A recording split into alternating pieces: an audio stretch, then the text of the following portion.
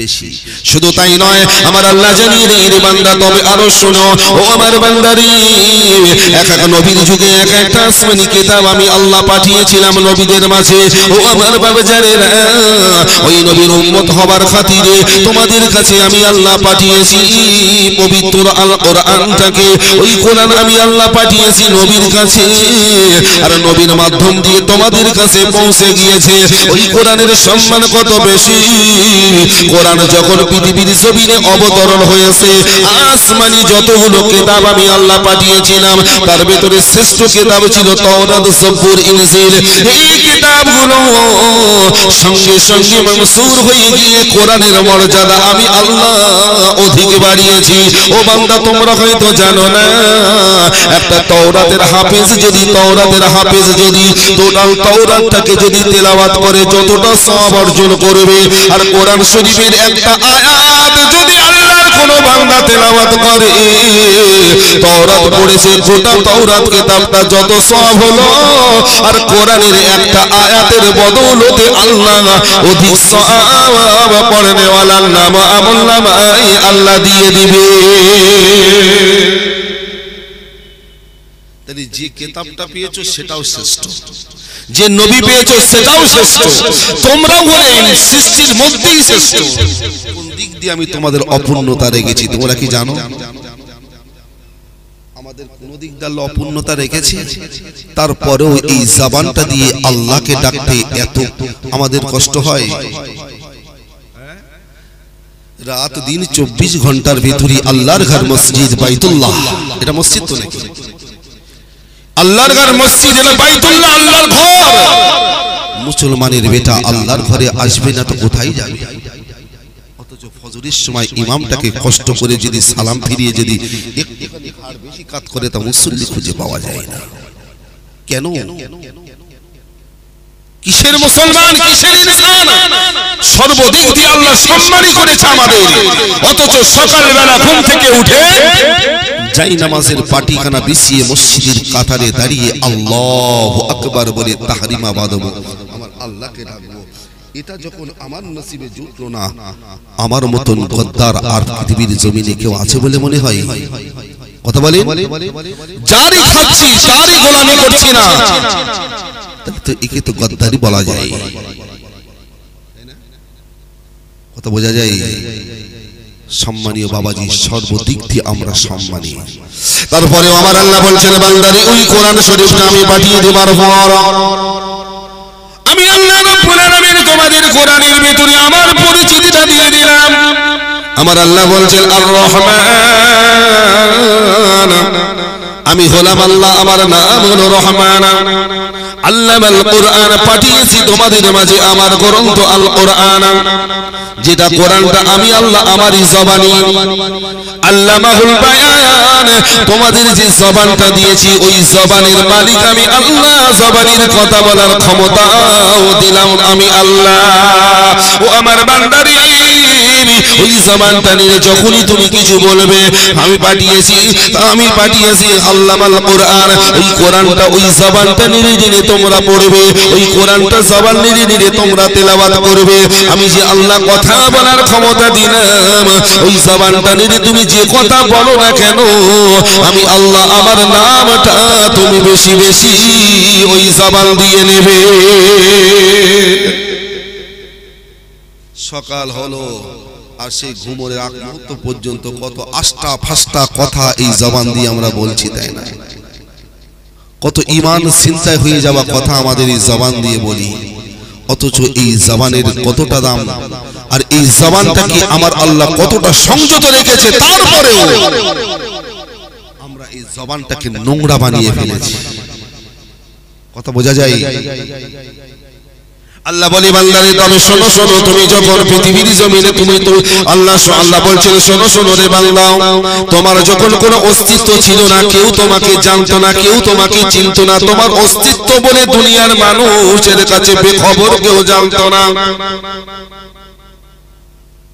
অস্তিত্ব বিহীন তুমি ছিলে রূহের জগতে, আমি আল্লাহ আত্মার জগতে তোমাকে রেখেছিলাম, তুমি ছিলে একটা রূহ, একটা আত্মার জগতে। আমি আল্লাহ পাক আমার কুদরতে তোমার আব্বার শরীর দিয়ে তোমার মায়ের রেহেমের ভেতরে এক ফোঁটা নাপাকি পানির মাধ্যমে দিয়ে আমি আল্লাহ আমার কুদরতে তুমি চলে গেলে মায়ের পেটে, কিন্তু আমি আল্লাহ বলছি রে বান্দা তোমার আব্বার শরীর থেকে তোমার মায়ের পেটের ভেতরে চলে গেলে তখনও কিন্তু তোমার মা বাপ কেউ খবর রাখে না যে তুমি তোমার মায়ের পেটের ভেতরে জন্ম নিয়েছো। আমি আল্লাহ পাক তখনই তোমার আমার কুদরতি তোমার মায়ের পেটের ভেতরে জায়গা দিয়েছি। আল্লাহ বলছেন অকুনতুম আমওয়াতান, তখনও তোমার কেউ চেনে না। কথা ঠিক না ভুল? আমার বাপ আমিও জানি না, আমার স্ত্রীও জানে না যে আমি সন্তানের মা হতে চলেছি। আল্লাহ বলছে তোমার মা কখন জেনেছে? 40 দিন পর। তোমার মায়ের শরীরে মাসে মাসে একটা রোগ হয়, বেলার রোগটা বন্ধ হয়ে গেল, আমি আল্লাহ বন্ধ করে দিলাম। ওই পেটের ভেতরে এহেমের ভেতরে তোমার আব্বার শরীরের ওই এক ফোঁটা নাপাকি পানিটা আমি আল্লাহ 40 দিন টানা ফেরেশতা দিয়ে ফিল্টার করলাম। ও আমার বান্দা শোনো, ওই এক ফোঁটা নাপাকি পানিটাকে আমি 40 দিন পরে জমাট রক্ত বানিয়েছি। ও বান্দা তখনও তোমার মা বুঝতে পেরেছি আমি মা হতে চলেছি, কিন্তু তখনও তোমার কোনো অস্তিত্ব তোমার মা জানে না তুমি ছেলে হবে কি মেয়ে হবে। পেটের ভেতরে মানুষ আছে না অন্য কিছু আছে, কিন্তু পেটে যে কিছু একটা আছে এটা শারীরিক দিক দিয়ে তোমার মা বুঝতে পেরেছে, তোমার মা জানতে পেরেছে। ও আমার বাবা জানে না, আল্লাহ বলছেন তারপরে আরো 40 দিন পরে ওই রক্তটাকে আমি আল্লাহ গোশতের টুকরো বানিয়ে দিলাম। গোশতের টুকরো বানাবার পর আমি আল্লাহ আবার কি করলাম? আরো 40 দিন পরে মানে 120 দিন পরে তোমার মায়ের পেটের ভেতরে ওই গোশতের টুকরোটাকে আমি আল্লাহ 120 দিন পর আমি আল্লাহ ফেরেশতা দিয়ে হুকুম করলাম। আমি আল্লাহ বললাম ফেরেশতারা যাও যাও রূহের জগৎ থেকে আত্মাটা নিয়ে এসো। সেই আত্মাটা এনে অমুক বান্দার রেহেমের ভেতরে আমি আল্লাহ আমার বান্দাকে আমি রেখেছি, ওই বান্দার গোশতের টুকরের ভেতরে তোমরা সেট করিয়া দাও। 120 দিন তুমি আমি মায়ের পেটে এসেছি। আল্লাহ বলছে শুধু বেখবর, তখনও পর্যন্ত কাইফা তাকফুরুনা বিল্লাহ অকুনতুম আমওয়াতান, তখনও পর্যন্ত তোমার কোনো অস্তিত্ব ছিল না, কেউ জানে না তুমি ছেলে হবে কি বিকলাঙ্গ হবে, হাত হবে কি না, পা হবে কি না, অন্ধ হবে কি, বোবা হবে কি, মাথা আছে না, কিচ্ছু সম্বন্ধে সব বেখবর। অকুনতুম আমওয়াতান, তখনও তুমি ছিলে মৃত। কথা বোঝা যায়? মায়ের ভেতরে পেটের ভেতরে তখনও মৃত ছিলে, কিন্তু আমি আল্লাহ 120 দিন পরে তোমার মায়ের রেহেমের ভেতরে পেটের ভেতরে আমি আল্লাহ তোমাকে আত্মা দিয়ে যখন তোমার ভেতরে গোশতটা যখন আত্মা দিয়ে হলো, দুটো হাত দুটো পা নাক কান মুখ গলা পেট সব তৈরি হয়ে গেল। এখন বান্দা তখনও পর্যন্ত কেউ জানে না, কিন্তু আমি আল্লাহ বলছি আমি তখন কি করলাম? তোমাকে মায়ের পেটে কি খাওয়াবে, তোমার কি করে খাওয়াবে? তোমার মা তো তার নিজের গালে খায়, সেই খাবারটা তোমার মায়ের গলা দিয়ে পেটের ভেতরে যায় তোমার মায়ের জন্য, কিন্তু মায়ের পেটে আরো একটা জ্যান্ত মানুষ আমি আল্লাহ শেল্টার দিয়েছি। ও বান্দা, তোমাকে সেই সময় কে দেখভাল করেছিল? আমি আল্লাহ বলছেন কাইফা তাকফুরুনা বিল্লাহ। ও বান্দা, আমি যে তোমার রব, আমি যে তোমার আল্লাহ, তুমি কি করে আমাকে ভুলে গেলে? কি করে ভুলে গেলে? কাইফা তাকফুরুনা বিল্লাহ, আমাকে ভুললে কি করে? সারা দিনের ভিতরে একটাবার আমি আল্লাহর নাম নিতে পারলে না, অথচ আমি তোমার মায়ের রেহেমের ভিতরে তোমাকে দায়িত্ব নিয়ে আমি আল্লাহ মানুষ করেছি। দুনিয়ায় আসার পরে কেন তুমি আমাকে ভুলে গেলে? মনটা কি চাই না যে আল্লাহ আমার কোনো অস্তিত্ব ছিল না, আমি মায়ের পেটের ভেতরে ছিলাম মৃত, সেই আল্লাহ আমার আল্লাহর কুদরতে আমাকে আস্তে আস্তে বড় করেছে। আমি মায়ের পেটে কি খাবো সে দায়িত্বটা পৃথিবীর আজও কোনো ডাক্তার নিতে পেরেছে? পেটের সন্তান বড় করার কোনো মেডিসিন বার হয়েছে, কোনো মেশিন বার হয়েছে? মাকে খাওয়ানো যায়, কিন্তু বাচ্চাকে কি পাইপ দিয়ে খাওয়াবে? কেউ খাওয়াতে পারেনি, আজও পার হয়নি, কিয়ামত পর্যন্ত পার হবে না। ওটা তো আল্লাহর কুদরত। আমার আল্লাহ বলছেন কাইফা তাকফুরুনা বিল্লাহ, বান্দা তোমরা আমাকে কেন ভুলে গেলে? আমার নামটা জবান দিয়ে কেন তোমরা নাও না? ও বান্দারে, আমি আল্লাহ তোমার মায়ের গর্ভের ভিতরে যখন আত্মাটা দেবার পর কে তোমাকে মানুষ করবে, কি করে তুমি বড় হবে? আমি আল্লাহ পাক এবারে তোমাকে কি করলাম, 120 দিন পরে তোমার নাভি থেকে আর তোমার মায়ের নাড়িটাকে আমি আল্লাহ আমার কুদরত দিয়ে এমন করে যুক্ত করে দিলাম। মায়ের নাড়ি, সন্তানের নাভি, সেখানে কি ডাক্তার গিয়ে জোড়া লাগিয়ে দিয়েছিল নাকি? আল্লাহ বলছে আমি আল্লাহ আমার কুদরতে এমন জোড়া লাগিয়েছি, কোন সেলাই লাগেনি, প্লাস্টার লাগেনি। আমার কুদরত এমন একটা জিনিস, কাইফা তাকফুরুনা বিল্লাহ। ও বান্দা কি করে ভুলে যাও আমার কথা? কেন আমি সেট করলাম, কেন আমি জোড়া দিলাম? বান্দারে একটুখানি চিন্তা করো। ওরে বান্দা, তোমার মা খাবে, তার ক্ষুধা লাগবে, কিন্তু বান্দা তুমি পেটের ভিতরে কি করে খাবে, কি করে তোমাকে বড় করা যাবে, তোমার খাবারটা কি করে তোমার শরীরে পৌঁছবে, ওই ব্যবস্থাটা আমি আল্লাহ যখনই করে দিলাম। ও বান্দারে তবে শোনো, আমি আল্লাহ তোমার নাভির সাথে মায়ের নাড়িটা এই জন্য যুক্ত করে তোমার মায়ের মাসিক রোগের ব্যায়ামটা, শরীর খারাপটা আমি আল্লাহ বন্ধ করে দিয়ে ওই রক্তটুকু আমি আল্লাহ ফিল্টার করি তোমার ওই নাভি দিয়ে আমি আল্লাহ পাক তোমার শরীরের ভেতরে খাবারটাকে আমি আল্লাহ জোগাড় করিয়ে দিয়েছি। ও বান্দা, তোমরা হয়তো জানো না, মানুষ সচরাচর দুনিয়ায় এসে খাওয়া খেতে খায় মুখ দিয়ে। মানুষ তো খানা তো মুখ ছাড়া অন্য দিয়ে খাওয়া যায় না। আমার আল্লাহ বলছে বান্দারে, মায়ের রেখেমের ভিতরে আমি আল্লাহ ইচ্ছা করলে মায়ের ওই নাড়িটা তো তোমার গালের সাথে সেট করতে পারতাম, কিন্তু আমি আল্লাহ গালের সাথে সেট করি নাই। কেন? মানুষ তো খাই গাল দিয়ে, আমি আল্লাহ মায়ের ওই নাড়িটা নাভি বরাবর সেট এই জন্য করেছি রে বান্দা, তোমার মায়ের ওই শরীরের রক্তটা, ওই বেলাটা তোমার শরীরের ভেতরে প্রবেশ করানো হয়েছে। যদি ওইটা জবান দিয়ে প্রবেশ করানো হতো, তাহলে মায়ের ওই বেলাটা তোমার জবান দিয়ে যাবার কারণে ওই জবানটাই অপবিত্র হয়ে থাকতো। আমি আল্লাহ পাক মায়ের রেহেমের ভেতরে তোমার এই জবানটাকে পবিত্র রেখেছি, আর তোমার খাবারটা তোমার নাভি দিয়ে আমি আল্লাহ আমার কুদরতি খাবার পৌঁছে দিয়েছি। ও বান্দারে, তাই তো আমি আল্লাহ বলছি কাইফা তাকফুরুনা বিল্লাহ। ও বান্দা, আমাকে তোমরা ভুললে কি করে? আমার নামটা কেন তোমরা নাও না? অথচ মায়ের রেহেমের ভেতরে খাবার তো আমি আল্লাহ দিয়েছি, আমি আল্লাহ তো আমি মানুষ করেছি।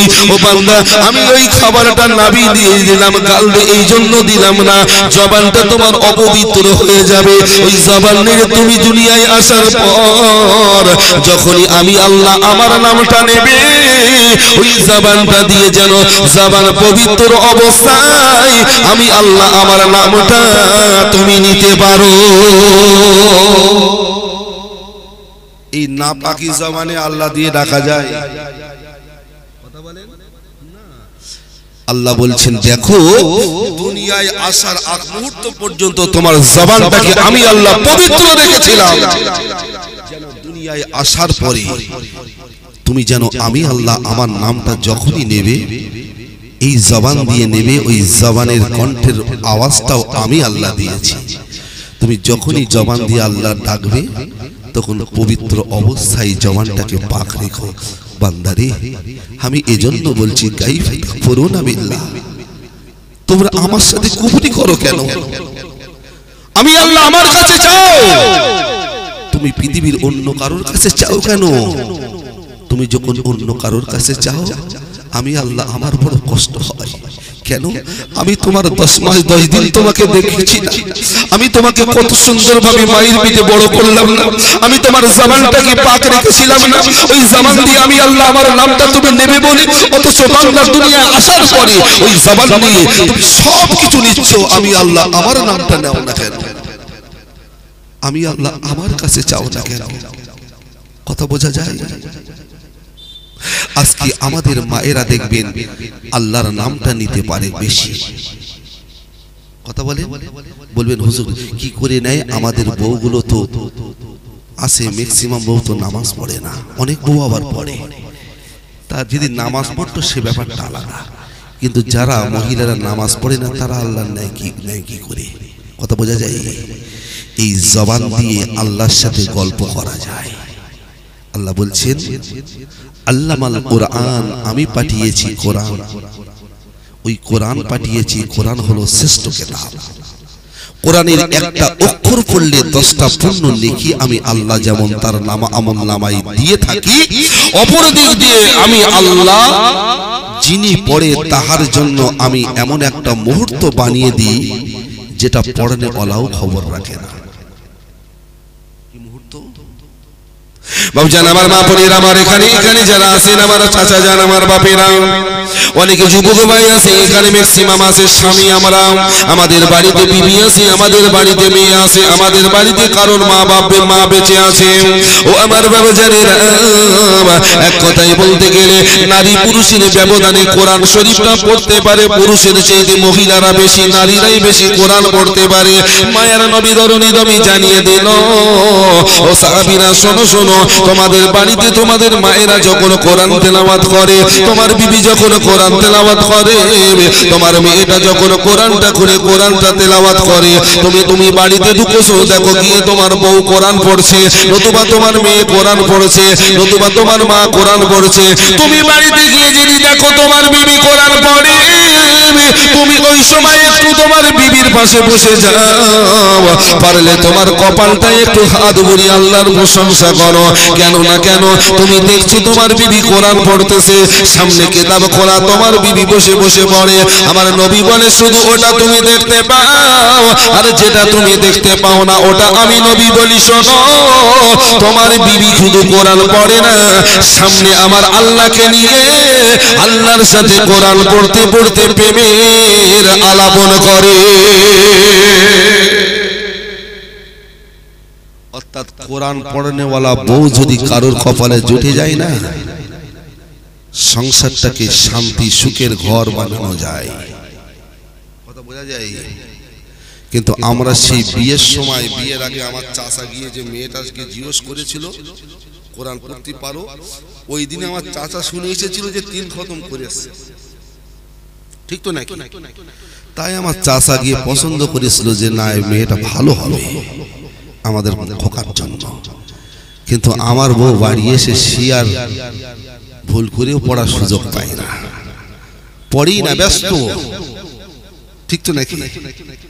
অথচ আমার স্ত্রী যদি কোরআন পড়ে, স্ত্রীর দ্বারাই ঘরে আল্লাহ স্বয়ং আমার আল্লাহ স্বয়ং আমার ওই কুড়ে ঘরে আমার আল্লাহ প্রবেশ করে। আর সেটা আপনার স্ত্রী, আপনার মা, আপনার মেয়ের কোরআন তেলাওয়াত যখন করবে তখনই স্বয়ং আমার আল্লাহ হাজির হয়ে যাবে। বলুন সুবহানাল্লাহ। এই জবানটা নেড়ে আল্লাহর কোরআন, আল্লাহর প্রত্যেকটা কোরআনের আয়াত, প্রত্যেকটা অক্ষর তোমার আল্লাহর কথা। রাসূল বলছেন যখন যে কোরআন পড়ে ও শুধু কোরআন পড়ে না, আল্লাহর সাথে ডাইরেক্ট গল্প করে। যখন বাবাজি সামনাসামনি বসে যদি গল্প করি, তুমি দূর থেকে দেখবে যে দুজন মনে হয় গল্প করছে। নবী বলছেন এটা তোমরা চোখ দিয়ে দেখছো, দুজনকে দেখতে পাও, কিন্তু আমার আল্লাহকে তো দেখা যায় না। কিন্তু আমার রাসূল বলছেন যিনি কোরআন পড়ছেন সামনে আল্লাহকে নিয়ে, ও যেন ডাইরেক্ট আল্লাহর সাথে গল্প করছে, যেমন দুটো মানুষ সামনাসামনি গল্প করে। সুবহানাল্লাহ বাড়ি গিয়ে বলবেন। এরপরে যদি বউগুলো কোরআন না পড়ে, স্বামী হিসাবে তাদের একটু ব্যবস্থা নেওয়ার দরকার আছে না নাই? কি নেবেন ব্যবস্থা? এটা তো মাহে শাবান চাঁদ তো নাকি? এই চাঁদ তো কোরআন তেলাওয়াতের চাঁদ না, শুধু হুজুর ভাড়া করবেন নাকি? টাকা আছে বলে হুজুর ভাড়া করে করে খতম দিয়ে দেবেন? হ্যাঁ, আপনার সেই স্ত্রীটাকে যেটাকে যাচাই করে বাছাই করে কোরআন পড়তে পারে বলে আপনি এনেছিলেন, সেই বউটাকে তো বলতে পারলেন না বিবি এই যে বাড়িটায় আমি তুমি বসবাস করছি এটা আমার বাপের পৈতৃক সম্পত্তি, আর আমার বাপ আমাকে বলে গিয়েছিল আমার দাদার পৈতৃক সম্পত্তি, এখন উত্তরাধিকারী হিসেবে আমি এখন এই ভিটের মালিক, কিন্তু এটা বানিয়েছে আমার ওই বাপ দাদা। না জানি কতটা মেহনত, কতটা কষ্ট করে অর্থ সঞ্চয় করে না খেয়ে এই সম্পদটা রেখে গিয়েছে আমার ভবিষ্যতের জন্য। তুমি আমি আরামে বসবাস করছি, এটা বাপেরই রেখে যাবা ভিটে, অর্থাৎ সেই বাপ আর এই ভিটে থেকে বিদায় নিয়ে চলে গেছে পাশ বাগানে। তাই আব্বা মায়ের জন্য এই মাহে শাবান চাঁদ এত একটা সুবর্ণ সুযোগ। তুই আমার স্ত্রী, কেন চাঁদ উঠেছে সংসারে সব কাজ করতে পারিস, সকাল হলে নবীর দরজা খুলে দিতে পারো, ঘর বাড়ি ঝাড় দিতে পারো, নোংরা বাসনপত্র মাজতে পারো, সবকিছু করতে পারো, কেন মাগরিব হয়ে গেল, ফজর হয়ে গেল, ও বিবি সন্ধ্যার বেলা একটু কোরআনটাকে খুলে একটুখানি কি একটা পৃষ্ঠা পড়তে পারবে না আমার আব্বা মায়ের রুহের মাগফিরাতের জন্য? এই নসিহতটা করলে কি বউ চলে যাবে? করেন না কেন? ভয় করেন নাকি বউদেরকে? করেন না তো আপনারা? করেন না কেন? ভয় করেন না? বললি হবে না, এদিকে বলছেন বলিনি, নিঃসন্দেহে প্রমাণ হয় বউকে ভয় করেন। তাহলে যাচাই করে ওইরাম বউ ঘরে তোলার কি দরকার ছিল? আপনি শ্বশুর, আপনি এখান থেকে বাড়ি চলে যাবেন, এখনো হাতের সময় আছে। আজকে আরবি মাসের কত তারিখ? জি জি জি বলেন বলেন জি, এখনো কিন্তু আগামী রবিবার সকাল হলে সোমবার হবে। আজকে যে রাতটা আমরা পেয়েছি, আজকে না আগামীকাল যে রাতটা পাবো ওইটাই হলো শবে রাতের রাত। এখনো হাতে 8টা থেকে 9টা দিন রাত সময় আছে। এখান থেকে বাড়ি যান, এই সবকটা নিয়ে যান। তাতে যদি বউ রাগ করে প্রবলেম নাই, খোদার রহমত বর্ষণ হবে। হাফেজ নেবেন, সহিভাবে পড়তে পারে বলে একটা হাফেজ নেবেন, পড়িয়ে দেবে, তার নজরানা দেবেন, এটা আলাদা ব্যাপার। রক্তের মানুষ যখন কোরআন পড়বে ওই কোরআনের সওয়াব পাওয়া, ওটা হলো আলাদা ব্যাপার। কথা বোঝা যায় নাই? আপনি মেয়েটাকে বক্তব্যে পাঠিয়ে কোরআন শিখিয়েছেন কিসের জন্য? ভালো জামাই নেবেন, তাই তাই না? কথা কি বলছেন, তাই না? আমাদের কাছে তো আসে, এই তো আমার ইমাম সাহেব ভাই তো আছে, জিজ্ঞেস করে দেখবেন হুজুর মেয়েটাকে একটু ভালো করে দেখবেন, কেন? আর বছর দুর মধ্যে তো বিয়ে দিতে হবে, একটু কোরআনটা তাড়াতাড়ি ধরিয়ে দিতে হবে। এই কোরআন শিখাচ্ছি, হুজুরের কাছে দিচ্ছে, বিয়ের সময় হয়েছে বলে তাই দিচ্ছে। অ্যাকচুয়ালি কি কোরআন শিক্ষা ফরজ, এটা জেনে কি দেয়? এটা জেনে দেয় না, জানে বিয়ে দিতে গেলে কোরআন শেখানো লাগবে, নাইলে ছেলের বাপ এসে ওকে লজ্জা দেবে। সব শিক্ষায় শিক্ষিত হয়েছে, তাই তো ম্যাক্সিমাম মেয়ের বাপেরা দেখবেন মেয়েদের কোরআন শেখাই, ভালো জামাই নেবে তাই। আমার আল্লাহ সন্তুষ্টিতে শেখাই না, যার কারণে ওরা বিয়ের পরে স্বামীর ঘরে এসে কোরআনটা শুধু আলমারিতে তুলে রেখে দেয়, কিন্তু ভুল করেও স্বামীর সংসারে পড়ে না। আমি তো বলবো ওই মা জননী, ও মায়েরা শোনো শোনো, তুমি যদি তোমার স্বামীর সংসারে যদি বউ হয়ে আসে, ওই স্বামীর সংসার যদি তুমি সুখের করতে যাও, কেননা একটা নারী পারে স্বামীর সংসারে সুখ শান্তি আনতে, ওই নারীটাই পারে মানুষের জীবনকে পরিবর্তন করতে। ও মা জননী, আমি জুলফিকার আমার বাড়িতেও আমার মা আছে, আমার বিবি আছে, আমি আমার মায়েদের মনে আঘাত দিতে চাই না। ও মা, তোমাদের কাছে আমি তোমাদের সন্তান হয়ে হাত দুখানা জোড় করে বলি, বলি মা, তুমি তোমার স্বামীকে যদি সত্যি ভালোবাসো, স্বামীর পরিবারকে যদি সত্যি ভালোবাসো, স্বামীর অর্থবিত্তকে যদি আঁকড়ে রাখতে চাও, ও মা জননী, সকাল সন্ধ্যার ভিতরে একটা টাইম কোরআন থেকে সামনে নিয়ে তোমার স্বামীর ঘরে আল্লাহকে একবার এনে নাও। অথচ মায়েরা দুনিয়ার সব কাজ করে, কিন্তু আমার আল্লাহর সাথে বন্ধু করতে চাই না। কি সুন্দর বলবেন, কথা বোঝা যায়? নামাজ পড়ে না, কিন্তু রাস্তায় যখন চলে দেখলি মনে হবে একদম পাক্কা মুসলমানের বউ। কেন এখন একটা নতুন সিস্টেম এসছে, বোরকাবিহীন রাস্তায় আমার বউরা বেরোয়। নামাজি বউ সেও বোরকা পড়তে, যে লটারির দোকান মার্কেটে চালাচ্ছে তার বউ বোরকা। অ্যাকচুয়ালি বোরকাটা তো হয়েছে ফ্যাশন। ঠিক বললাম না ভুল বললাম? ফ্যাশন না? বোরকায় যদি 1000 রকমের চুমকি দেওয়া থাকে, 1000 রকমের আয়না দেওয়া থাকে, ওটা কি বোরকা হলো? ও তো আরো সুযোগ হয়েছে ওর শরীরটাকে নিয়ে রাস্তা রোডে দেখিয়ে দেখিয়ে বেড়ানো। বোরকার বিধান হলো ফরজে আইন, মহিলাদের জন্য বোরকা হলো ফরজে আইন, কিন্তু ওরা ফরজে আইন তো রাখেনি, বরঞ্চ ওটাকে ওরা এমন জায়গায় নিয়ে গেছে বরঞ্চ পড়লেও জোনার গোনা হয়। কথা বোঝা যায় না? যদি একটা মহিলা মনে করে যে আমি আমার সতীত্বটাকে ঢেকে বেড়াবো, তুমি যেভাবে বেড়াচ্ছ চার দোকানে এই বয়সের লোকরা জীবনে হয়তো একটা ঐতিহ্য আছে যে আমি কোনো পর নারীর দিক তাকাইনি, আমি উদাহরণ সাপেক্ষ বলছি।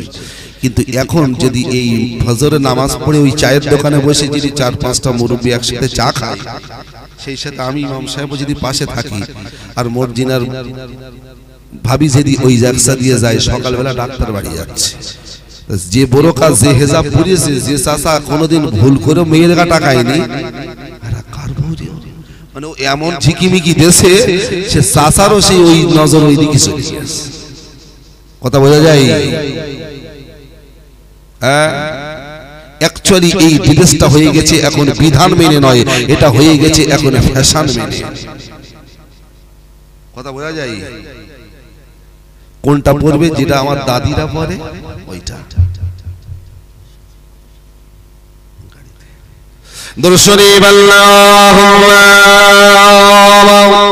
আগেই বলেছি জবানের মালিক আল্লাহ। আল্লাহকে সন্তুষ্টি করার জন্য জোরে জোরে চাচা, বুড়ো বয়সে বলো, গলা বলে এখনো ভাঙিনি, বলো জোরে জোরে আল্লাহুম্মা সাল্লি আলা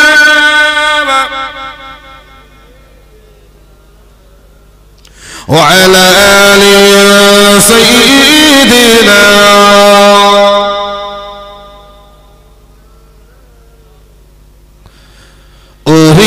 মাটি মদিনার মাটি, ওরিও ভূমি মদিনার ভূমি, দুই দিকে দুই সাথী রায়, মাঝখানে আমার নবী জিন্না শুয়ে রায়, মাঝখানে আমার নবী জিন্না শুয়ে রায়। আল্লাহুম্মা সাল্লি وعلى آل سيدنا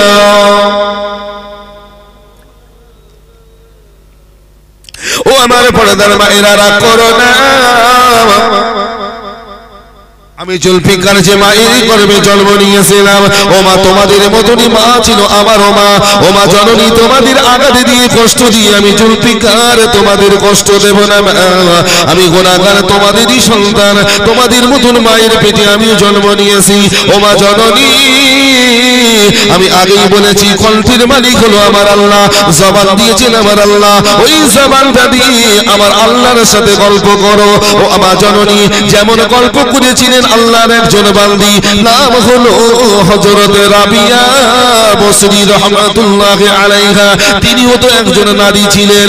ও মা জননী, ওই রাবিয়া বসরি রাহমাতুল্লাহ আলাইহাকে তার অভিভাবকেরা যখন বলেছিল, মা রাবিয়া তোমাকে বিবাহ করতে হবে মা, আম্মা জান রাবিয়া বলেছিলেন, আমার মুরব্বিরা আমাকে তোমরা বিবাহ দেবে ঠিকই, কিন্তু আমি রাবিয়া বিয়ে করতে রাজি না। মুরব্বিরা বললেন, মা রাবিয়া রে, কেন তুমি বিবাহ করতে চাও না? আম্মা জান রাবিয়া বলেছিলেন, মুরব্বি শোনো, আমি যে বিবাহটা করব, ওই বিবাহটা করে আমার যিনি স্বামী হবে, ওই স্বামীকে আমাকে যে ভালোবাসতে হবে, আমার স্বামীর ভালোবাসা, এই ভালোবাসা দেবার মতো মন থাকলেও আমার এই অনিজার ভিতরে স্বামীর ভালোবাসা দেবার জায়গা আমার নাই। মুরব্বির বলে, রাবিয়া এমন কথা কেন বলো? আম্মা জান রাবিয়া বলেছিলেন, ও আমার মুরব্বি, আমার স্বামী যিনি হবে তাকে তো আমার ভালোবাসতে হবে, কেননা স্বামীর ভালোবাসা, স্বামীর অনুভব করবে তুমি একটা নারীর জান্নাত আল্লাহ রেখে দিয়েছে। ও আমার মুরব্বি, ওই স্বামী আমার জীবনে আসার পর তাকে আমি কেমন করে ভালোবাসবো? ভালোবাসতে পারবে না। কেন পারবি না? বলে, ভালোবাসতে গেলে তো এই কলিজার ভিতরে ভালোবাসার জায়গা থাকার দরকার। আমি রাবিয়া, আমার এই কলিজায় ভালোবাসার জায়গা বুক হয়ে গেছে। মুরব্বিরা বললে, রাবিয়া কে বুক করলো? বলে, আমি যে আল্লাহর গোলামি করি, আমি যে আল্লাহ আমার দুনিয়ার জমিনে পাঠিয়েছে, আমার রব, আমার স্রষ্টা, আমার আল্লাহকে আমি রাবিয়া এত বেশি ভালোবাসি। আমার আল্লাহর ভালোবাসায় আমার কলিজাটা আমি রাবিয়া ভরিয়ে ফেলেছি। একটু মন খুলে বলি সুবহানাল্লাহ। ও আমার মুরব্বি, আমার স্বামী হবে, কোন হবে, তাকেও তো ভালোবাসি। ভালোবাসতে হবে, কিন্তু আমার আল্লাহর যে জায়গায় জায়গা দিয়েছি ওই জায়গায় আমি আমার স্বামীর জায়গা দিতে পারবো না, যার কারণে আমি রাবিয়া বিয়ে করতে চাই না। কেমন মেয়ে, কেমন রাবিয়া যে আল্লাহর এমন প্রেমের পাগলি ছিল, স্বামীকে যে বিবাহ করবে, স্বামীর ভালোবাসা এই অন্তরের ভেতরে যে জায়গা, সে জায়গাটা খালি নেই। কি করে বুক হলো? আল্লাহর প্রেমে বুক করে ফেলেছিলেন। সুবহানাল্লাহ বলবেন না? আজকে আমাদের বউগুলো, মায়েরা, এরা কি পারে না আল্লাহর প্রেমে পাগলি হতে? এই জন্য তো বলছি আল্লাহর প্রেমে পাগলি হয়েছে, পাগলি হয়ে বোরকা পরেছে, কিন্তু ওটা তো বোরকা পরে না, ওটা শয়তানের পাগলি। আল্লাহর পাগলি হলে ওটা ছিল না, ওটা হলো শয়তানের পাগলি। কথা বোঝা যায়? অথচ এই রাবিয়া কোন আলেমের ঘরের মেয়ে নয়। কথা বোঝা গেছে? এই রাবিয়া আম্মা জান কোন আলেমের ঘরের মেয়ে নয়, কোন হুজুরির মেয়ে নয়। ছোট্টবেলায় আম্মা জান রাবিয়া চুরি হয়ে গিয়েছিল, 8 বছর বয়স। বাপের 4 নম্বর মেয়ে ছিল রাবিয়া। ছোট্টবেলায় ডাকাতেরা চুরি করে নিয়ে গিয়েছিল। রাবিয়ার বসরির বাড়িতে এসেছিল চুরি করতে। টাকা পয়সা যখন কিছু পায়নি, তখন রাবিয়াকে তারা প্যাকেট করে নিয়ে চলে গেল। ডাকাতের দলেরা বলছে, যে বাচ্চাটা নিয়ে কি করব? ডাকাতের সর্দার বলছে, টাকা পয়সা যখন কিছুই পেলাম না, মেয়েটাকে বাজারে বিক্রি করলে ভালো টাকা পাবো। কেন সেই যুগেতে দাসী কেনা বেচা হতো। কথা বোঝা যায়? এই নিয়ে নিয়ে ওরা আনন্দ করতে করতে বাজারে গেল। আম্মা জান রাবিয়াকে, ছোট্ট মানুষ, বাজারে তুললো। বাজারে অনেক টাকাওয়ালা এসে অকশন করলো, কারোর ক্ষমতা হয়নি। একটা ধনী মানুষ এসে মোটা টাকায় ডাকাতদের কাছ থেকে কিনে নিয়ে গিয়েছিল। ও বাপ, কিনে যে নিয়ে গিয়েছিল মেয়ে করার জন্য নয়, কিন্তু বাড়িতে দাসীর প্রয়োজন, কাজের প্রয়োজন। রাবিয়া হবে আমি মনি আমার বাড়ির কর্মচারী। কথা বোঝা যায়? টাকা দিয়ে আম্মা জান রাবিয়া বিক্রি হয়ে গেল একজনের বাড়ির দাসী হয়ে। ও আমার পর্দার মায়েরা শোনো, আম্মা জান রাবিয়া মুসলিম বয়সে যখন 12 বছর হয়ে গেল, অটোমেটিক মনের ভেতরে, তার ভেতরে চিন্তা জেগে গেল, আমার রবকে, আমার স্রষ্টাকে। আম্মা জান রাবিয়ার ভেতরে ঈমানের পাওয়ার, তাই নিজে নিজে চিন্তা করেন, আমি যে মুনিবের বাড়িতে কাজ কাম করি, এনাকে আমি মুনিব বলি, এনাকে আমি মালিক বলি, কিন্তু আমি জানি এটা আমার আসল মালিক নয়। আমি রাবিয়া জানি আমার আসল মালিক হলো আমার আল্লাহ ওয়াহদাহু লা শারীকা লাহু, যে মালিককে নিজের চামড়ার চোখে দেখা যায় না, আমার সেই মালিকের গোলামি আমার করতে হবে। অথচ আমি দুনিয়ায় আসার পর আমার আসল মালিকের গোলামি আমি করতে পারিনি গো। কিন্তু আজ ভুল করেছি, আমি রাবিয়া আর ভুল করলে হবে না। এখন থেকে আমি আমার আসল মালিকের গোলামিটা আমি করব। ও আমার বাবা জানেরা, আম্মা জান রাবিয়া নিয়ত করলো ঠিকই, কিন্তু মনের ভেতরে একটা বিষয়টা হলো যে মুনিবের বাড়িতে আমি এসেছি, এই মুনিব তো আমাকে কিনে এনেছিল, আমাকে অর্থের বিনিময়ে কিনে এনেছে। এই মুনিব হলো আমার বাড়ির মালিক, আমার মুনিবের বাড়িতে আমি কাজ কাম করি, কিন্তু আল্লাহর গোলামির ভিতরে শ্রেষ্ঠ গোলামির নাম হলো নামাজ। আমি রাবিয়া যদি আসল মালিকের গোলামি করি, ওই গোলামির ভিতরে শ্রেষ্ঠ গোলামি নামাজটা আমার যথাযথভাবে পড়া লাগবে, ও আত্মমতন পড়া লাগবে। আমি রাবিয়া যদি জোহরের নামাজ খানা পড়তে যাই, ওই টাইমে আমার মালিক, আমার মুনিবের কাজ করতে হয়। আমার বাপজানেরা রে, আম্মা জান রাবিয়া চিন্তা করে, জোহরের নামাজ পড়তে গেলে আধা ঘন্টার সময় যাবে, ওই আধা ঘন্টা আমার দুনিয়ার মালিকের কাজের ক্ষতি হয়ে যাবে। না না না, আমার দুনিয়ার মালিকের কষ্ট আমি দিতে পারবো না। আসরের নামাজ যদি পড়তে যায়, আসল মালিকের গোলামি করা হবে, কিন্তু ওই আসরের হুজুরের নামাজ পড়তে 15টা মিনিট আমার দুনিয়ার মালিকের কাজের ক্ষতি হয়ে যাবে। মাগরিবের নামাজ পড়তে গেলে আধা ঘন্টা, ওই মাগরিবের নামাজ পড়বো, আসল মালিকের আমি গোলামি করব, কিন্তু ওই আধা ঘন্টা দুনিয়ার মালিকের ক্ষতি হয়ে যাবে। কিন্তু না না না, আমি দুনিয়ার মালিককেও কষ্ট দেব না, আমার আসল অরিজিনাল মালিক আমার আল্লাহকেও আমি রাবিয়া কষ্ট দিতে চাই না। কেমন রাবিয়া ছিলেন, এই চিন্তা কোনোদিন কেউ করেছে? আমি তো আগেই বলেছি, যদি আমরা আমাদের এই জবান দিয়ে একটাবার আল্লাহ যদি বলি, কোনো সমস্যা আছে? অথচ যে আল্লাহর খেয়ে দুনিয়ার জমিনে আল্লাহ বাঁচিয়ে রেখেছে, আমরা একবার আল্লাহ নাম নিতে পারি না। কোনদিনের জন্য দুনিয়াদারি নিয়ে তো সবাই ব্যস্ত, কিন্তু অরিজিনাল মালিকের ইচ্ছাটা পূরণের জন্য কেউ কোনদিন প্রস্তুতি নিয়েছি বলেন? তোমরা বাবা বাড়িতে বেকার আছো, মসজিদের দিকে একটু এসো, নামাজের দিকে একটু এসো। যুবকটা বলছে, হুজুর দাঁড়ান বিয়েটা হোক। এই যে বিয়েটা হয়ে গেছে, আর হুজুর বলছে, তা বাবা তো বিয়ে হয়ে গেছে, এবার এসো। দাঁড়ান হুজুর, সবে তো বিয়ে করেছি, এটা বাচ্চা টাচ্চা হোক। আবার যে একটা বাচ্চা হয়ে গেছে, হুজুর বলবেন না, সংসারের এত খরচা বেড়ে গেছে, এখন যদি সেজে গুজে মসজিদে যায় তা কাজের তো আর সময় না, তাই একটুখান দাঁড়ান, একটুখান বয়স হোক, ঠিক টাইম যাওয়া। এই করতে করতে করতে করতে যখন হেঁটো রস মরে গেছে, রুকু হয় না, সেজদা হয় না, উঠতে গেলে আগে হাঁটু ওঠে, তারপরে পা ওঠে, কথা বলা যায় নাই। এই অবস্থায় বুড়ো শরীর নিয়ে আমরা তখন বলছি, আল্লাহ তুমি বাঁচাও। এই তো আমাদের ক্যাটাগরি নাকি? কিন্তু কোনদিনের জন্য ভেবেছেন যে আল্লাহ মায়ের রেহেমের ভেতর থেকে নিয়ে আজবি সেই আল্লাহ আমাদেরকে এখনো তার নিয়ামত খাইয়ে বাঁচিয়ে রেখেছেন, সেই আল্লাহর গোলামিটা করি না কেন? নিজের বিবেককে একটু প্রশ্ন করুন। 5 ওয়াক্ত নামাজের যদি একটা ওয়াক্ত যদি পড়তাম, তবু তো আল্লাহকে বলতাম, আল্লাহ কাজের কারণে পারিনি, তবু আমি এক ওয়াক্ত তবু গিয়েছি। বিশ্বনবী মাঝে মাঝে সাহাবীদেরকে বলতেন, সাহাবীরা নামাজের দিকে ধাবিত হও, নামাজের দিকে এসো। কোন সময় নবী আমার বলতেন, 5 বার না পড়ো 2 বার এসো।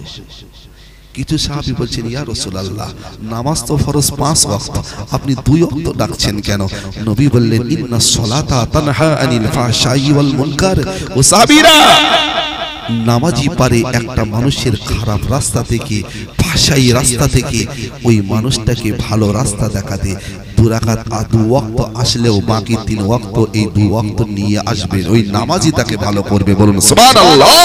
তাই তো নবী বলছেন, ইমামগুলো বলে 5 বার না পড়ো, কই মনে হয় না জোহরে সকাল সকাল গোসল করেছি, বাড়ির ধারে মসজিদ যাই নামাজটা পড়ে আসি, মনটা চায় না? যে আল্লাহ যদি একটা মিনিটের জন্য যদি আল্লাহ অক্সিজেন বন্ধ করে দেয়, কোনো ক্ষমতা নাই তোমার আমার বাঁচার। যতগুলো নিয়ামত আল্লাহ ফ্রিতে আমাদের ডেলিভারি দিচ্ছেন, সবচেয়ে দামি নিয়ামতের নাম হলো অক্সিজেন, যেটা করোনার সময় সিলিন্ডার কি সিলিন্ডার হাজার টাকা দিয়েও লাইন পড়ে গিয়েছিল। করোনার সময় পড়েনি, একটু বাঁচার জন্য অক্সিজেনের কষ্ট। অথচ জন্ম থেকে নিয়ে আল্লাহ আজও আমাদের ওই ফ্রিতে দিচ্ছে। কোনদিনের জন্য জিবরাইল এসে আমার বাড়ি চৌকাঠে দাঁড়ায়নি। যেমন ইলেকট্রিক বিল নিতে যখন আমার আপনার বাড়িতে যখন ইলেকট্রিক অফিস থেকে লোক আসে, আল্লাহ যদি কোনদিন যদি বলতে, যা আমার বান্দার কাছে 2023 সালের অক্সিজেনের বিলটা দিয়ে আয়, কত টাকা দিতেন? সেই বিনিময়ে 5 ওয়াক্ত আল্লাহর হুকুমের গোলামীর নামাজটা যদি পড়তে না পারি। আমি এজন্য বলেছিলাম, এই আল্লাহর সৃষ্টি পৃথিবীর উপরে হাঁটতে গিয়ে নিজের একটু মনে হয় না যে আল্লাহ আমাকে বাঁচিয়ে সুস্থ হালাতে আজও আল্লাহর নিয়ামত খেয়ে বাঁচিয়ে রেখেছেন। আমার সম্মান বেশি, আমার ইজ্জত বেশি, আমার সৌন্দর্যতা দিয়েছেন আল্লাহ অধিক, তারপরেও কেন আল্লাহর গোলামি থেকে দূরে আছি? আল্লাহ বলছেন, কাইফা তাকফুরুনা বিল্লাহ, তোমরা আমি আল্লাহ আমার থেকে তোমরা দূরে সরে গিয়ে কেন তোমরা কুফরির দিকে এগিয়ে গেলে? অথচ আমি আল্লাহ তোমাদের কতটা ভালোবাসি। আল্লাহর বান্দি রাবিয়া নিজে নিজে চিন্তা করছেন, কই আমি একটু চিন্তা করি না? কেন এত অশুনতে হবে? কেন এত অশুনতে হবে? সবচেয়ে বড় মূর্তি হলো নিজের বিবেক। এই বিবেকটাকে যেদিন জাগাতে পারবেন, সেদিন কিতাব লাগবে না, আলেম লাগবে না, নিজের বিবেকটাকে জাগ্রত করুন। প্রকৃতপক্ষে কি নামাজের দরকার আছে? নিজের মনকে প্রশ্ন করুন। হুজুরগুলো চিল্লে যাই, মসজিদটা কানার মতন পড়ে আছে, মুয়াজ্জিন আজান দিয়ে মুসল্লি খুঁজে পাই না, অথচ ওয়াক্তের নামাজ হচ্ছে, জামাত পুরোপুরি হচ্ছে না, আর আমার মুসলমানের বাচ্চারা রাস্তা দিয়ে হেঁটিয়ে যাচ্ছে, গল্প করিয়ে যাচ্ছে। এই মসজিদ আল্লাহর কাছে আর্তনাদ করে, আল্লাহ তুমি আমাকে এমন একটা গ্রামে দিলে আল্লাহ, যে গ্রামের তোমার বান্দাগুলো, আমি মসজিদ আমাকে বারবার মুয়াজ্জিন বলেছে হাইয়া আলাস সালাহ, নামাজের দিকে ধাবিত হও। আল্লাহ তোমার কেমন বান্দা আজান শুনলো, হাইয়া আলাস সালাহ আহ্বান শুনলো, অথচ কানে যেন তালা মেরে বেরিয়ে চলে গেল। আল্লাহ জমিন তখন বলছে আল্লাহ তুমি শুধু একটাবার পারমিশন দাও, যেমন কারুনকে আমি নিয়ে নিছিলাম ঢুকিয়ে, ওই বেনামাজিটাকেও ঢুকিয়ে নিই। আল্লাহ বলছেন আমি শুধু একটুখানি হুকুম দেব, সে হুকুমটা কি? কারুনের ব্যাপারে দিয়েছিলাম। কারুনের এত সম্পদ, অত সম্পদ, সব তো জমিন গিলে নিল। একটা বেনামাজি যখন জমিন দিয়ে হেঁটে চলে যায়, মসজিদের আজান হয়, অথচ নামাজের গুরুত্ব দেয় না, জমিন তার জন্য বদদোয়া করে, অভিশাপ দেয়, এ মাটি ছাড়বে না। অথচ তোমরা মসজিদ বানিয়েছো, বছর ইসারে সওয়াব দিচ্ছ। আমার একটাই আলোচনা ভাই, যুবক প্রত্যেককে বলছি, 5 বার না পারো, একটা বার এসো, তবু এসো, মসজিদটাকে কানা করো না, বদদোয়া করবে। কথা বোঝা যায়?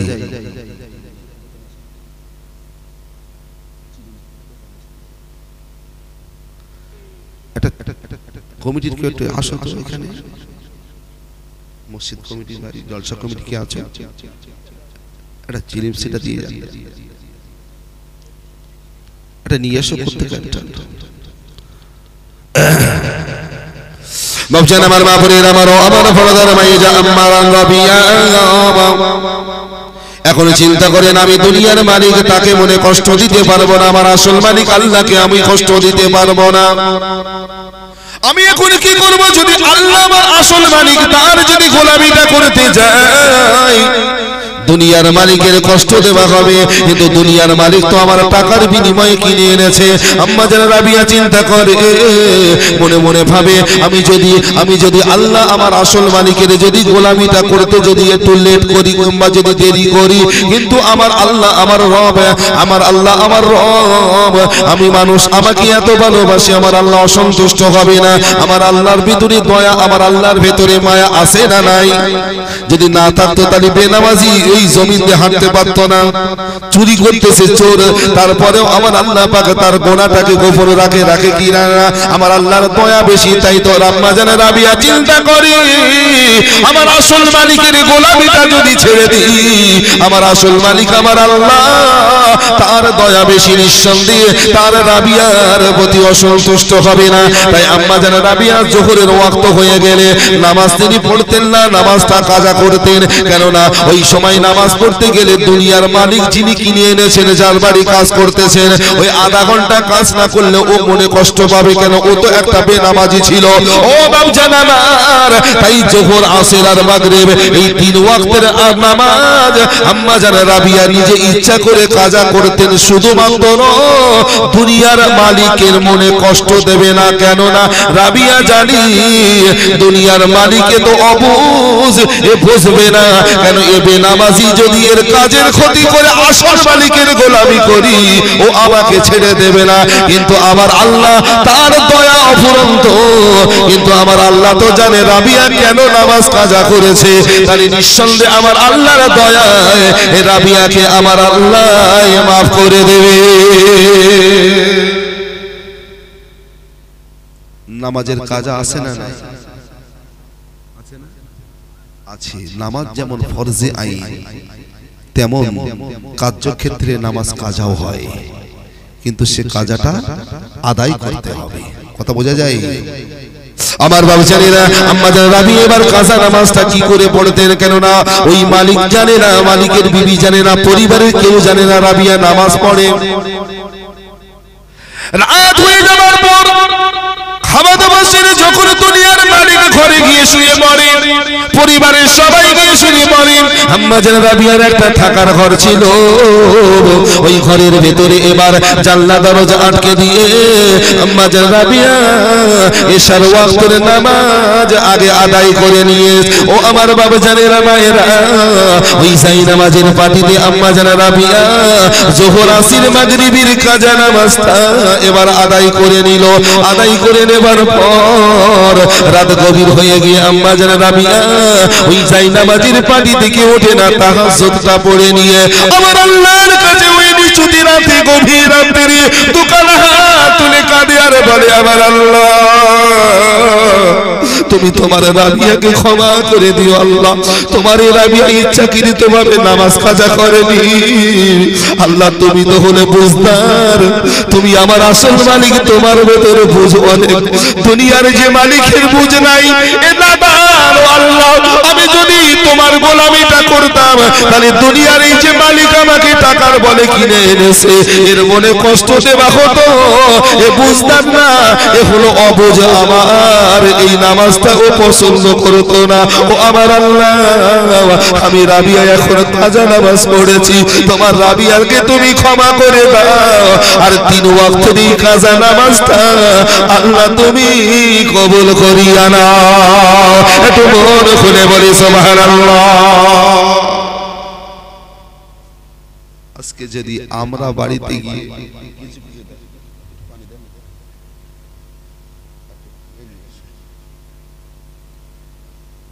হলি ভালো হয়, কিন্তু খেতে গেলেও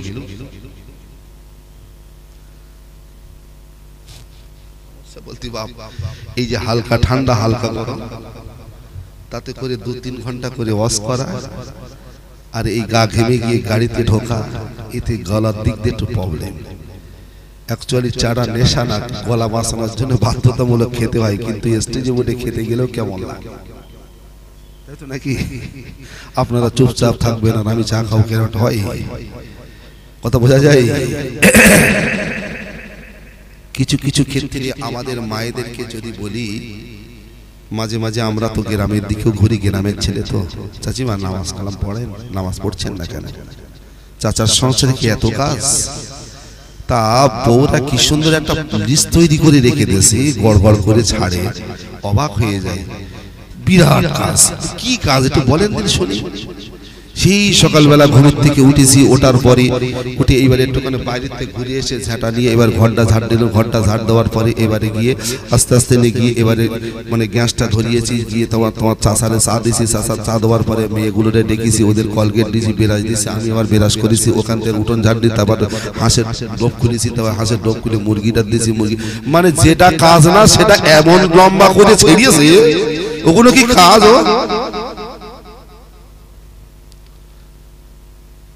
এমন কাজের কথা বলতে আমি হুজুর বলতে আমি হাফেজ হই, মনে অত স্পিডে কোরআন পড়তে পারি না,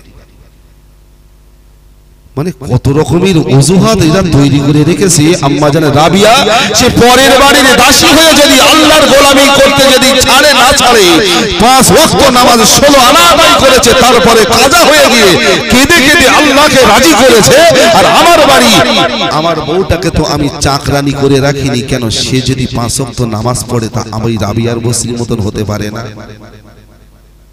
ও মা, কেন তোমার স্বামী কেন এই ওয়াজটা করবে? এই মায়ের শাবান মাস পড়েছে, আমার বাড়িতে ডেলি একটু কোরআন পড়।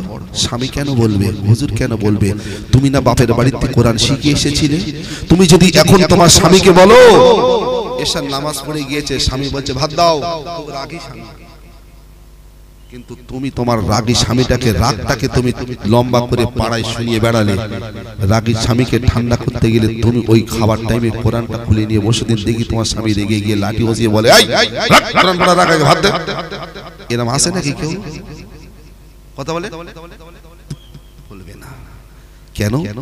এজন্য আমার স্ত্রীর উপরে আমার যতই রাগ থাক, কোরআন এমন একটা কিতাব যেটা পড়লে পরে মানুষের হৃদয়টা যেমন মোমে আগুন দিলে গলে, মানুষের রাগটা মোমের মতন গলি ওই কলবের হৃদয়ের ভেতরে আল্লাহ রহমত দিয়ে দেয়। বলি না সুবহানাল্লাহ? কথা বোঝা যায়? আমি এই জন্য মা এদেরকে বলি, মা কোন রকম ভাবে নয়, একটুখানি স্বামীর সংসারটাকে সুখের করার দরকার আছে না নাই? আমি যে বিষয়টাকে বেশি গুরুত্ব দিই সেটা হলো কি জানেন, আসমান জমিনের ব্যবধানে শান্তির জায়গা একটা আছে। আপনাদের জানা মতে বলুন তো সেই জায়গাটা কোথায়? উপরে আসমান নিচে জমিন, এর ব্যবধানে আছে। বলেন বলেন, বলতে পারবেন? ঠিকানাটা সবারই জানা, একজন একটু বলেন তো। মসজিদ তো আমাকে প্রশ্ন করছে না, উত্তর দিচ্ছে না, বুঝতে পারছি না। মসজিদ ভয় লাগতেছে তাই না? ওরে বাবা ভয় করো না, তোমরা শুধু মনে করো জুলফিকারকে নতুন আমদানির মানুষ দেখছে ঠিকই, কিন্তু আমাকে ভয় করো না, আমি তোমাদের সন্তানেরই মতো। বোঝা যায়? আমরা তো জানি শান্তির ঘর কাকে বলে, এই আল্লাহর ঘর মসজিদ। আসমান উপরে নিচেই জমিন, এর ভেতরে একটাই শান্তির জায়গা, সেটা হলো মসজিদ। ওখানে কি শয়তান ঢুকতে পারে? কথা বলে না। ওখানে গেলে মনে শান্তি আসে, ওখানে গেলে আল্লাহর দিদার হয়, ওখানে গেলে মনের গ্লানি দূর হয়ে যায়, আল্লাহর রহমত বর্ষিত হয়। কিন্তু তারপরেও শান্তির জায়গায় ঢুকে দেখতে পাচ্ছি মসজিদের মধ্যখানের পিলিয়ারে হেলান দিয়ে বিরাট একটা চিন্তা। ইমাম হয়ে বলছি চাচা শান্তির ঘরে এসে অশান্তির মুড তৈরি হলো কেন? কি হয়েছে? আরে হাজার অশান্তি থাকলে তো শান্তির জায়গায় নিতে তো পাওয়ার বাড়বে। যে অশান্তি আমার ভেতরে ধরিয়েছে, গিয়ে শান্তির জায়গায় এসেও ট্যাগ খাবে না। সমস্যা কোথায়? বলতে বাড়ি। কথা বোঝা যায়? বাড়ি অশান্তি কি একদম হুজুর এক দণ্ড বাড়ি ভালো লাগে না। বাড়ি গেলি ঘ্যানোর ঘ্যানোর ঘ্যানোর ঘ্যানোর। কি হয়েছে? ঘ্যানোর শাশুড়ি বোর মধ্যে জমে না, আমি বাপ বেটার মধ্যে ছেলে আমারে দাম দেয় না। সব সময় যেন স্বামী স্ত্রী, ওরা ছেলে ছেলের বউ ঘরের মধ্যে সব সময় যেন কি নিয়ে একটা যুদ্ধ চলতেছে। নাতি পুতি গুলো কেউ কারোর সম্মান দেয় না, যেন বাড়িটা যেন একটা আযাবের আখড়া তৈরি হয়ে হুজুর। বিশ্বাস করেন ভাই, আমি জুলফিকার এই নবিয়ানা স্টেজে যতই আমি ওয়াজ করি না কেন, যদি আসার সময় বউয়ের সাথে ঝগড়া করে আসতাম, ওয়াজ ভালো করে বের হতে বলে বলে। আর আপনি যদি এখন ফ্যামিলির সাথে মারপিট করে এখানে বসতে বলেন, এই তোরা যা ভাই চল, আমি যাবো না, আমার মন মানসিকতা ঠিক নাই। পরিবারটা যদি শান্তিতে থাকে, ঘর যদি শান্তি থাকে, দেখবেন সব জায়গায় শান্তি পাবে। এমনকি নামাজে দাঁড়িয়েও আপনার শান্তি ফেরবে যদি পরিবার ঠিক রাখে। যদি এই পরিবারটা ঠিক রাখবে, হ্যাঁ হোমিওপ্যাথিতে কাজ হবে না, অ্যালোপ্যাথিতে কাজ হবে না, একটা জায়গায় কাজ হবে। তবে তোমরা জানো না, আমার মারা জানে বলে হুজুরি কাজকে তাবিজ করে, জ্ঞান করে। কি জ্ঞান? খোকার আব্বা শুদ্ধ বুড়ির দিকে আমার আর ভালোবাসে না। তা কে হুজুরির কাছে গিয়ে তাবিজ এনে বালিশের তলায় দিয়ে এমন করিয়েছে, আল্লাহ যে ফেরেশতাগুলো আসে তারা তাবিজ দিকে গেবত যাচ্ছে। কি কামাই যে করতেছে আমাদের মা চাচিরা, কিছু হই তাবিজ। আরে তাবিজ তো তখনই নিবি জোর যদি স্বামী যদি জেনে পায়, কিন্তু তুমি যে কারণে নেছো ওটা তো তোমার শয়তান, তোমার স্বামীর প্রবলেম না, তোমার বোঝা। কথা ঠিক বলছি না ভুল বলছি? সংসারে শান্তি ফেরাতে গেলে আমার আপনার জন্য ওষুধ আছে। সেই ওষুধটা অ্যালোপ্যাথিও নয়, হোমিওপ্যাথি নয়, তাবিজও নয়। সেই ওষুধটা হলো রহমাতাল লিল আলামিন, নবীর আদর্শ। আর সেই আদর্শকে জানার পরে যদি আমি তুমি আমার আপনার পরিবারকে যদি সেই সিস্টেমে যদি পরিচালনা করতে পারি, যেমন নবীর সংসারে আল্লাহ রহমত দিয়ে ভরিয়েছিল। আম্মা জান আয়েশা বলে, এই নবীর উম্মতেরা তোমরা হয়তো জানো না, আমি নবীর বিবি তোমাদের মা আয়েশা বলছি।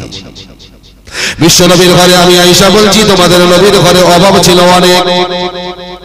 আমি আয়েশা বলছি, নবীর ঘরে কষ্ট ছিল বেশি। আমার নবীর ঘরে এত অভাব ছিল, একদিন নয়, দুদিন নয়, 3 দিন নয়, টানা 1 সপ্তাহের উপরে হয়ে গেছে, চুলে হাঁড়ি জ্বলে নাই। ও আমার মায়েরা, আম্মা জান আয়েশা বলে, নবীর সংসারে অভাব ছিল অনেক, কষ্ট ছিল অনেক।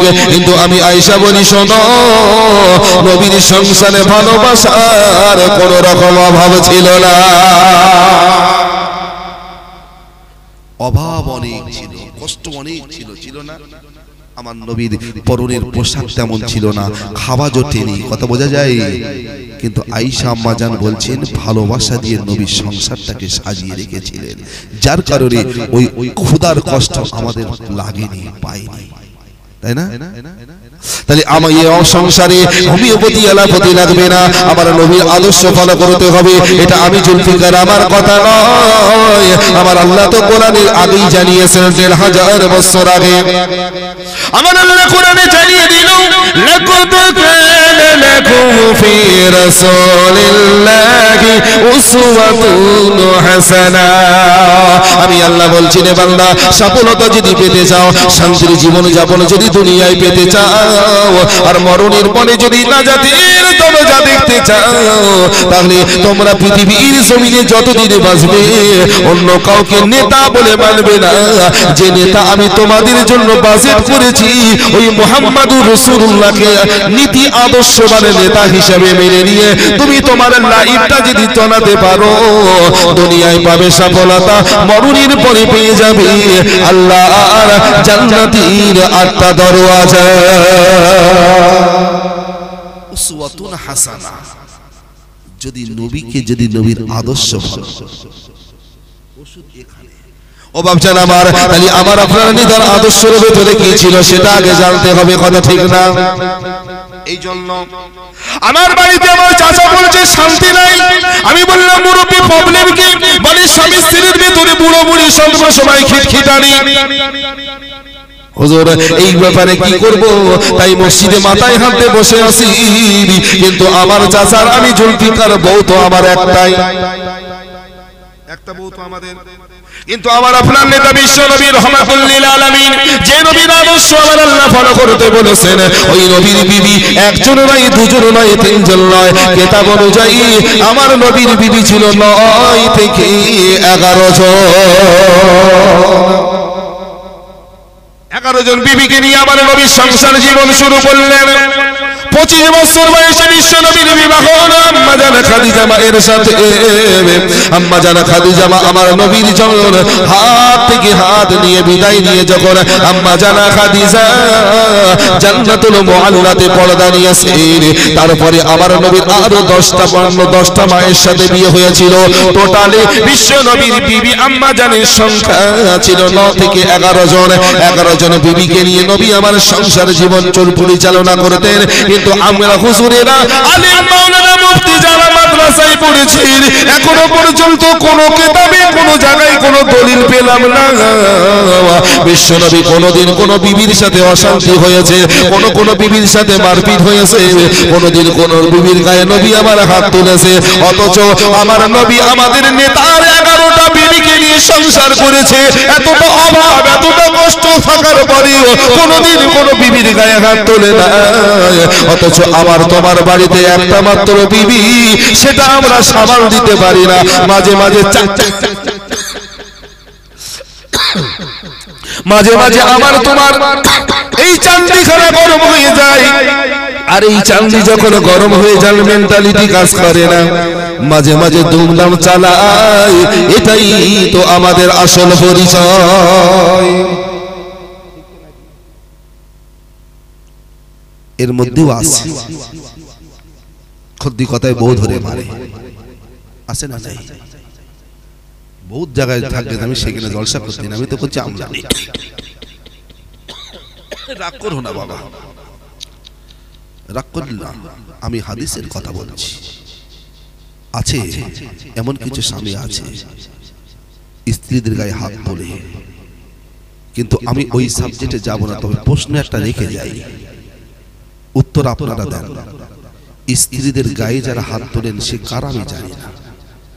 প্রকৃতপক্ষে যারা তোলে না তারাও বলুন, যারা তোলে তারাও বলুন, প্রকৃতপক্ষে স্ত্রীদের গায়ে কি হাত তোলা যায়? জানা মতে বলবেন, ভুল হলেও বলুন, ঠিক হলেও বলুন। কেন ওরা আপনাদের দেখতে পাচ্ছে না, ক্যামেরা রেস আমার দিক ফিরে। আপনি যদি ওখানতে বলেন হ্যাঁ, তা আপনার বউ যদি পর্দায় দেখে তো চিনতে পারতেছ না যে আমার আঙ্গা সেই মানে পল্টুর আব্বা না, তো পল্টুর আব্বা তো ক্যামেরার ওই দিকে। আপনি বলেন মারা যাবে, হ্যাঁ বিশ্বাস করুন দেখতে পাচ্ছে না, না তো না বলেন, হ্যাঁ তো হ্যাঁ বলেন। আমি এনি ওয়াজ করবো না, আমি জাস্ট প্রশ্নটা করলাম। কার্যক্ষেত্রে। যাক, এই উত্তরটা পেয়েছি, রেখে দেন।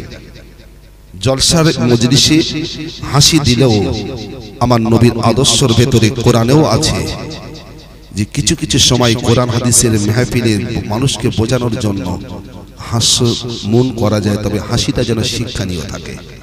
একটু হয়তো হেসেছেন, কিন্তু হাসির মধ্যে একটা শিক্ষা আছে, সেটা আমি বলবো ইনশাআল্লাহ। উদ্দেশ্য হলো এটাই, আলোচনার গোড়াতে যাই। বলেছিলাম মসজিদে মাথায় হাত দিয়ে বসে প্রশ্ন করেছিলাম, কেন? হচ্ছে শান্তি নেই। কোথায়? পরিবারে। বাস্তব বিশ্বাস করে এত নামাজ পড়ি, যদি বাড়িতে অশান্তি থাকে দেখবেন নামাজে মন থাকে না। পরিবারটাকে ঠিক রাখুন। আমরা পরিবার ঠিক রাখিনি। আমি মসজিদের ফার্স্ট কাতারে নামাজ পড়ি, অথচ আমার পল্টুর মা তো নামাজ পড়ি না, আর শুধু জোহরে বাড়ি গিয়ে দিতে, পল্টুর মা কই? পল্টুর মা দক্ষিণ পাড়ায় গেছে, ওকা পাড়ায় গিয়ে কাকা মুরগি নিয়ে ঝামেলা চলতে শুনছি। অথচ আমি বলো মসজিদে এসি, বলো কথা বোঝা যায়নি। মাঝে একটু এশার নামাজ পড়ে সকাল সকাল বাড়ি গিয়েছি, তা পল্টুর মার সাথে একটু কথা বলবো সুখ দুঃখের, তা দেখতে উনি বাড়ি নেই। ওইখান থেকে দক্ষিণ পাড়ায় সেই মর্জিনাবুর কাছে গেছে, সেখানে পান খেয়ে গল্প করবে, তাহাজ্জুদ পড়ে তাই আসবে। আসে কথা বলছেন না কেন? আছে। এই আমার বিবিটা, একে শাসন করবে কি? আমার এই মসজিদের ইমাম গিয়ে, হুজুর এসে না। এই বিবিকে যদি নামাজি করতে হয়, একে যদি পর্দায় আনতে হয়, শরিয়াতের রাস্তায় আনতে হয়, স্বামী ছাড়া বিকল্প কেউ আছে? তারপরেও চিন্তা করতে, হুজুর ও বেঈরামের বলিতা হয় না, তাকে আপনি দায়িত্ব ছেড়ে দেবেন মনে করছেন নাকি? চিন্তা করছেন কি? আমি নামাজ পড়ছি, আমি মসজিদে তাকবীরে উলাই নামাজ পড়ি, 5 ওয়াক্ত পড়ি, মুখে দাড়ি, মাথায় টুপি, জুব্বা আছে, সুন্নতি লেবাস আছে, আমি যাব জান্নাতে। আল্লাহ বলছেন, না রে, তুমি জান্নাতে যেতে পারবে না। তুমি জান্নাতে যাবে ঠিকই, কিন্তু তোমার স্ত্রী তোমাকে জান্নাতে যেতে দেবে না, তোমাকে জান্নাতের কাঁটা হয়ে দাঁড়িয়ে যাবে। কেন? তুমি নামাজি, তোমার বউ বেনামাজি। বলবেন, আল্লাহ ও যদি বেঈরাম না শোনে তা কি করব? বহুত বলিস, শুনিনি। বাপজান, আমার আগের আলোচনা ওখানেই রেখে আমি এটা একটু ছাড়িয়ে দিই। সত্যি কি তাই হুজুর? বউ যদি বেনামাজি হয়, বেপরদা হয়, আমি যদি নামাজি হই, আমি জান্নাত পাবো। ও বাপজান, এই ভ্রান্তি ধারণার মধ্যে যারা আছেন একটুখানি ছাড়িয়ে নেন। ছাড়ানোতে গেলে আমাকে যেতে হবে সেই গোড়ায়। কোন গোড়ায় যাব? আমার তোমার সকলের বাপ হলো পৃথিবীর প্রথম মানব আদম নবী। আদম আলাইহিস সালাম ছিলেন প্রথম মানুষ, আদম নবী ছিলেন প্রথম নবী। আদম আলাইহিস সালাম দুনিয়ায় আমার আল্লাহ বাস ঘর বানিয়ে দেয়নি, আদম নবীকে থাকার জায়গা দিয়েছিল আমার আল্লাহ জান্নাতের ঘরে। ওই জান্নাতের ঘরে আদম নবী একাকী তিনি থাকেন ঠিকই, কিন্তু জান্নাতের এত নাজ নিয়ামত থাকার পরে আদম নবীর মনে শান্তি আসে না। কেননা আদম নবী চিন্তা করেন, এই জান্নাতের আরামের ঘরে একাকী আমার ভালো লাগে না। আল্লাহ যদি একটা সাথী দিত, সঙ্গী দিত, দুই জোড়া জান্নাতীর ভেতরে আরামে থাকতাম। আমার আল্লাহ বলেছে, বান্দারে অন্তর্যামী হলাম আমি আল্লাহ। ও বান্দা, আমি আদমের কবরের কবর বুঝে ফেললাম। আমি আদমের বাম সাইদের পাঁজরের হাড় থেকে আমি বানিয়ে দিলাম হাওয়াকে। হাওয়া হলো নারী, আদম হলো পুরুষ। আমি আল্লাহ পাক রব্বুল আলামিন ওই আদমকে জান্নাতে ঢোকার সময় একটা বিষয়ে আমি আল্লাহ প্রথম ওয়াজ করেছিলাম। আজকে জুলফিকার বক্তা, জুলফিকার ওয়াজ আপনারা শ্রোতা, আর পৃথিবীর প্রথম ওয়াজ করেছিল আমার আল্লাহ, শ্রোতা ছিল আদম নবী। ওই ওয়াজের সাবজেক্টটাই ছিল কি? কথা বলেন। আল্লাহ বলেছিল, ওয়ালা তাকরাবা হাদিহিস শাজারা। ও আদম, জান্নাতের ভিতরে ওই বৃক্ষ দেখো, ওই বৃক্ষের কাছে যেন ভুল করে যেও না। এটাই ছিল প্রথম ওয়াজ। আদম নবীকে নিষেধ করেছিল আল্লাহ। আদম নবী যায় নাই, কিন্তু বিবাহিত জীবনে পদার্পণ করে আম্মা জান হাওয়া শয়তানের তাড়নায় পড়ে নিজের নফসকে কন্ট্রোল না করতে পেরে ওই গন্ধম বৃক্ষের ফল পেরে নিজে তো খেলো, আবার নিজের স্বামী আদম নবীকে শরবত বানাইয়া খাইয়ে দিয়েছিলেন। ও বাপজান আমার, আল্লাহ বেজার হয়ে গেল। সঙ্গে সঙ্গে ফেরেশতাদের বলে যাও যাও আদমকে হাওয়াকে জান্নাত থেকে বের করো। ও বাপজানেরা আল্লাহ পাক আদম আর হাওয়াকে বলে আদম আর নাই বেরিয়ে যাও, তোমাদের দুজনকে আমি জান্নাতে রাখবো না। আদম নবী বলে আল্লাহ অপরাধ কি করলাম?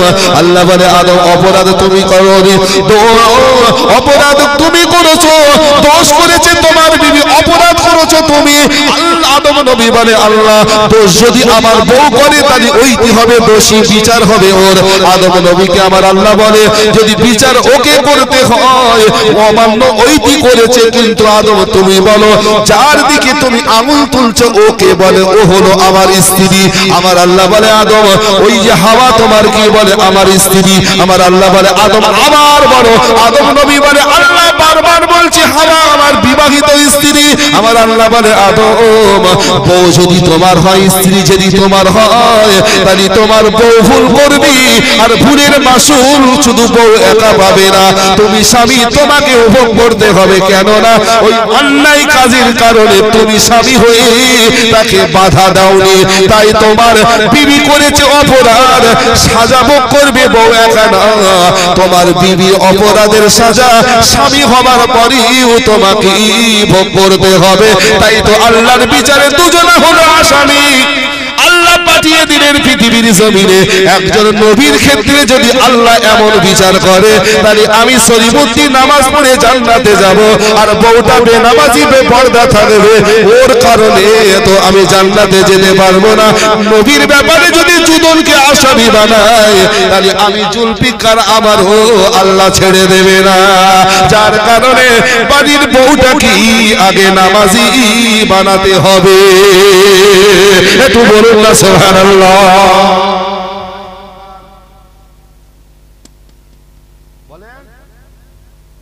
দায়িত্ব হলো আমাদের। আবার অনেক ফ্যামিলি আছে বউ পড়ে তো স্বামী আছে না নাই? আছে, মাশাআল্লাহ ভালোই তো আছে। তাহলে অভাব কি আমলানি? অডিও ভিডিও এফএম রেডিও সব তো আছে, এক মোবাইলের মধ্যে কোনো কিছু তো বাদ নাই, ঠিক না বলবো? বলে ও বাপ সর্ব অঙ্গে ব্যথা ঔষধ দেবো কোথা, তাই না?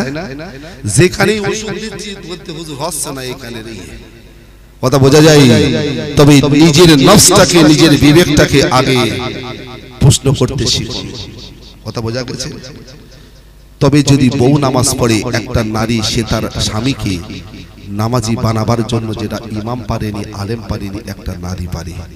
কোন এক কবি বলেছিলেন, কোন এক সাহিত্যিক জ্ঞানী পণ্ডিত বলেছিলেন, সংসার সুখে হয় পুরুষের গুণে নয় রমণীর গুণে। আর রমণীটা পুরুষ নয়, রমণীটা হলো কথা বলে নারী। কেন পৃথিবীর জমিনে যে যত বড় দাজ্জাল স্বামী হোক না কেন, তার বউর ভালোবাসার কাছে সবাই বলো বন্দী হয়ে আছে। কথা বোঝা যায়নি? বউ যদি তাকে ভালোবাসা ভরা মন নিয়ে বলে দেখো ককার আব্বা তুমি যাও না মসজিদে, বারবার ভালোবাসার জালে জড়িয়ে ফেলেছে। কিন্তু ওই ভালোবাসার জাল কোনটা বলতে হুজুর ওরাম তো কিভাবে হবে, আমরা তো মনের দিক দিয়ে তৈরি করতে পারিনি। ওরা পারে কেমন? ঠিক যেমন যখন শাড়ি কেনার সময় স্বামীর কত সুন্দর গায়ে হাত পা বুলিয়ে বাপের বাড়ি যাওয়ার সময় কি সুন্দর করে পারমিশন নেয়, পারে কি পারে না? ঠিক ওই রকম ভালোবাসা দেখিয়ে একটা স্বামীকেও সঠিক পথ দেখানো যায়, কথা বোঝা যায়? আর স্বামীও পারে তার স্ত্রীকে সঠিক রাস্তা দেখাতে, কথা বোঝা যায়? আগে স্বামী স্ত্রীর এই সম্পর্কটা আমার আপনার তৈরি করা লাগবে, কথা বোঝা যায়? ও বাবু জান, তাই আমার আল্লাহ বলছেন যদি সংসারে শান্তি ফিরাতে চাও নবীর আদর্শ ফলো করো। বিশ্ব নবীর 11 জন বিবিকে কোনোদিন গায়ে হাত তোলেনি, আর তুমি তোমার স্ত্রীকে বিনা কারণে গায়ে হাত তুলছো। ওদের কারণ আছে, একটু বলো দেখি কারণটা কি? কারণটা কি বলে? এই কারণটা আছে, কারণটা আমি বলে দিয়ে যাব। কিন্তু আমার বক্তব্য হলো আমার আপনার নেতা আদর্শবান নবীর 11 জন বিবি নিয়ে ঘর করেছেন, কোনোদিন গায়ে হাত, আমার একটা বিবি তাতে চান্দি ঘর হয়ে যায়। তাহলে বিশ্বনবী কেমন করে সংসার করেছিলেন জানার দরকার আছে না নাই? কথা বলেন আছে। বিশ্বনবী 1 তারিখে রাতের বেলা নবী আমার তাহাজ্জুদ নামাজ ঘরের ভেতরে আরাম করবেন বলে নবী আমার চৌকাঠে বসে আছেন। আমার নবী তার খাট না, চৌকাঠে বেড়ার। রাতে তো গভীর হয়েছে, আম্মা জান আয়েশা, আম্মা জান সাউদা, আম্মা জান হাফসা, আম্মা জান মাইমুনা, চারজন বিবি দয়ার নবী বিশ্ব নবীর ঘরের ভেতরে ঢুকেছেন রাতের অন্ধকারে। ও বাপ জানেন, আল্লাহর নবী ঘরের ভিতরে চারজন বিবি এতে তাইবে যখন ঘরের ভিতরে ঢুকলো, মায়ার নবী আমার অবাক হয়ে গিয়েছে একটা কারণে, কেননা এমন করে কোনোদিন দল বেঁধে কেউ কোনোদিন আমার সামনে আজও আসে নাই। আজকে চারজন, চারটে মাথা এক জায়গায় হওয়া মানে প্রবলেম আছে না নাই? আছে না নাই? জেনে রেখে দেবেন বাবা, যদি কলের ধারে আর পুকুর পাড়ে যদি চারটে মহিলা মাথায় মাথায় গল্প করে, জেনে রেখে দেবেন ওখানে মধ্যিখানে আরো একটা মাল আছে, তার নাম হলো ইবলিস। নিঃসন্দেহে ওখানে কোনো বরকতের গল্প হচ্ছে না, জেনে রেখে দেবেন বাপ জানার। তাই নবী আমার বলছেন চারজন বিবি এলো, কিসের জন্য এসেছে? নিঃসন্দেহে কোনো কারণ আছে। এ পর্যন্ত আমি রাসূল আমার কাছে যখনই যে বিবিটা এসেছে তার নিজের প্রয়োজন আমার কাছে বলেছে, আমি শুনেছি, আমার সামর্থ্য অনুযায়ী তাকে পূরণ করেছে। কিন্তু চারজন এট আ টাইমে এমন দল বেঁধে কোনোদিন আসে না। বিশ্বনবী আমার বলে, বিবিগণেরা এই রাতের বেলা তোমরা এসেছো, কি তোমাদের কথা, কি তোমাদের কথা একটু বলো। আজকে খেয়েছে গো,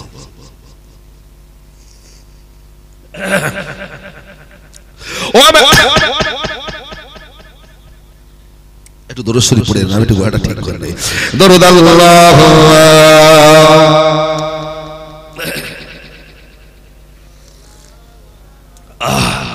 নবীর পাগলেরা বিশ্বাস করেন, আমার মায়ের হয়তো আমার উপর রাগ করছে বটে, কিন্তু যদি এই জোরে দরুদ পড়া, জোরে তাকবীর দেওয়া যদি নারীদের জন্য জায়েজ হতো না, তো মাইক লাগতো না। কিন্তু একটা মায়েদের জন্য, নারীর জন্য জোরে কোরআন পড়াও নিষেধ। কথা বোঝা যায়নি? আমরা পুরুষ, উচ্চ আওয়াজটাই আমাদের আসল সম্পদ। কথা বোঝা যায়? যদি বড্ড লজ্জা লাগে না, ঠিক চেয়ারে বসে আছেন তো এইভাবে না, আল্লাহুম্মা সাল্লি আলা, দরদ ধরে পড়ে ওয়া আলা আলি সাইয়্যিদিনা, আল্লাহুম্মা সাল্লি আলা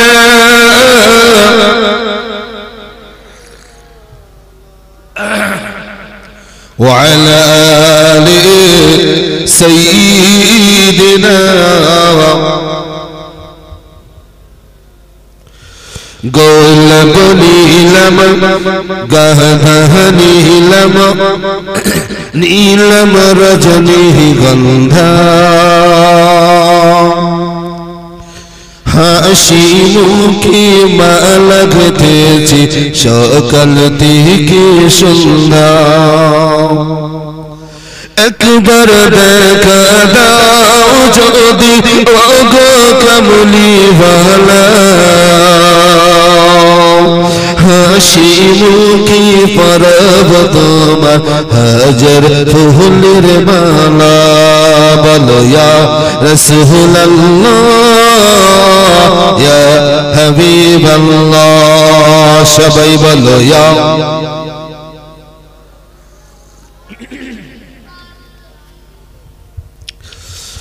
লাল ফুল কি পুষ্ল করি রঙটি কোথায় পেলে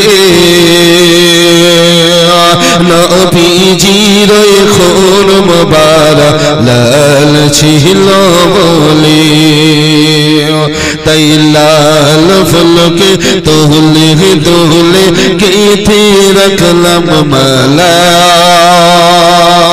হাসি মুখে পরাব তোমার হাজার ফুলের মালা বলো ইয়া রাসূলুল্লাহ ইয়া হাবিবাল্লাহ সবাই বলো ইয়া রাসূলুল্লাহ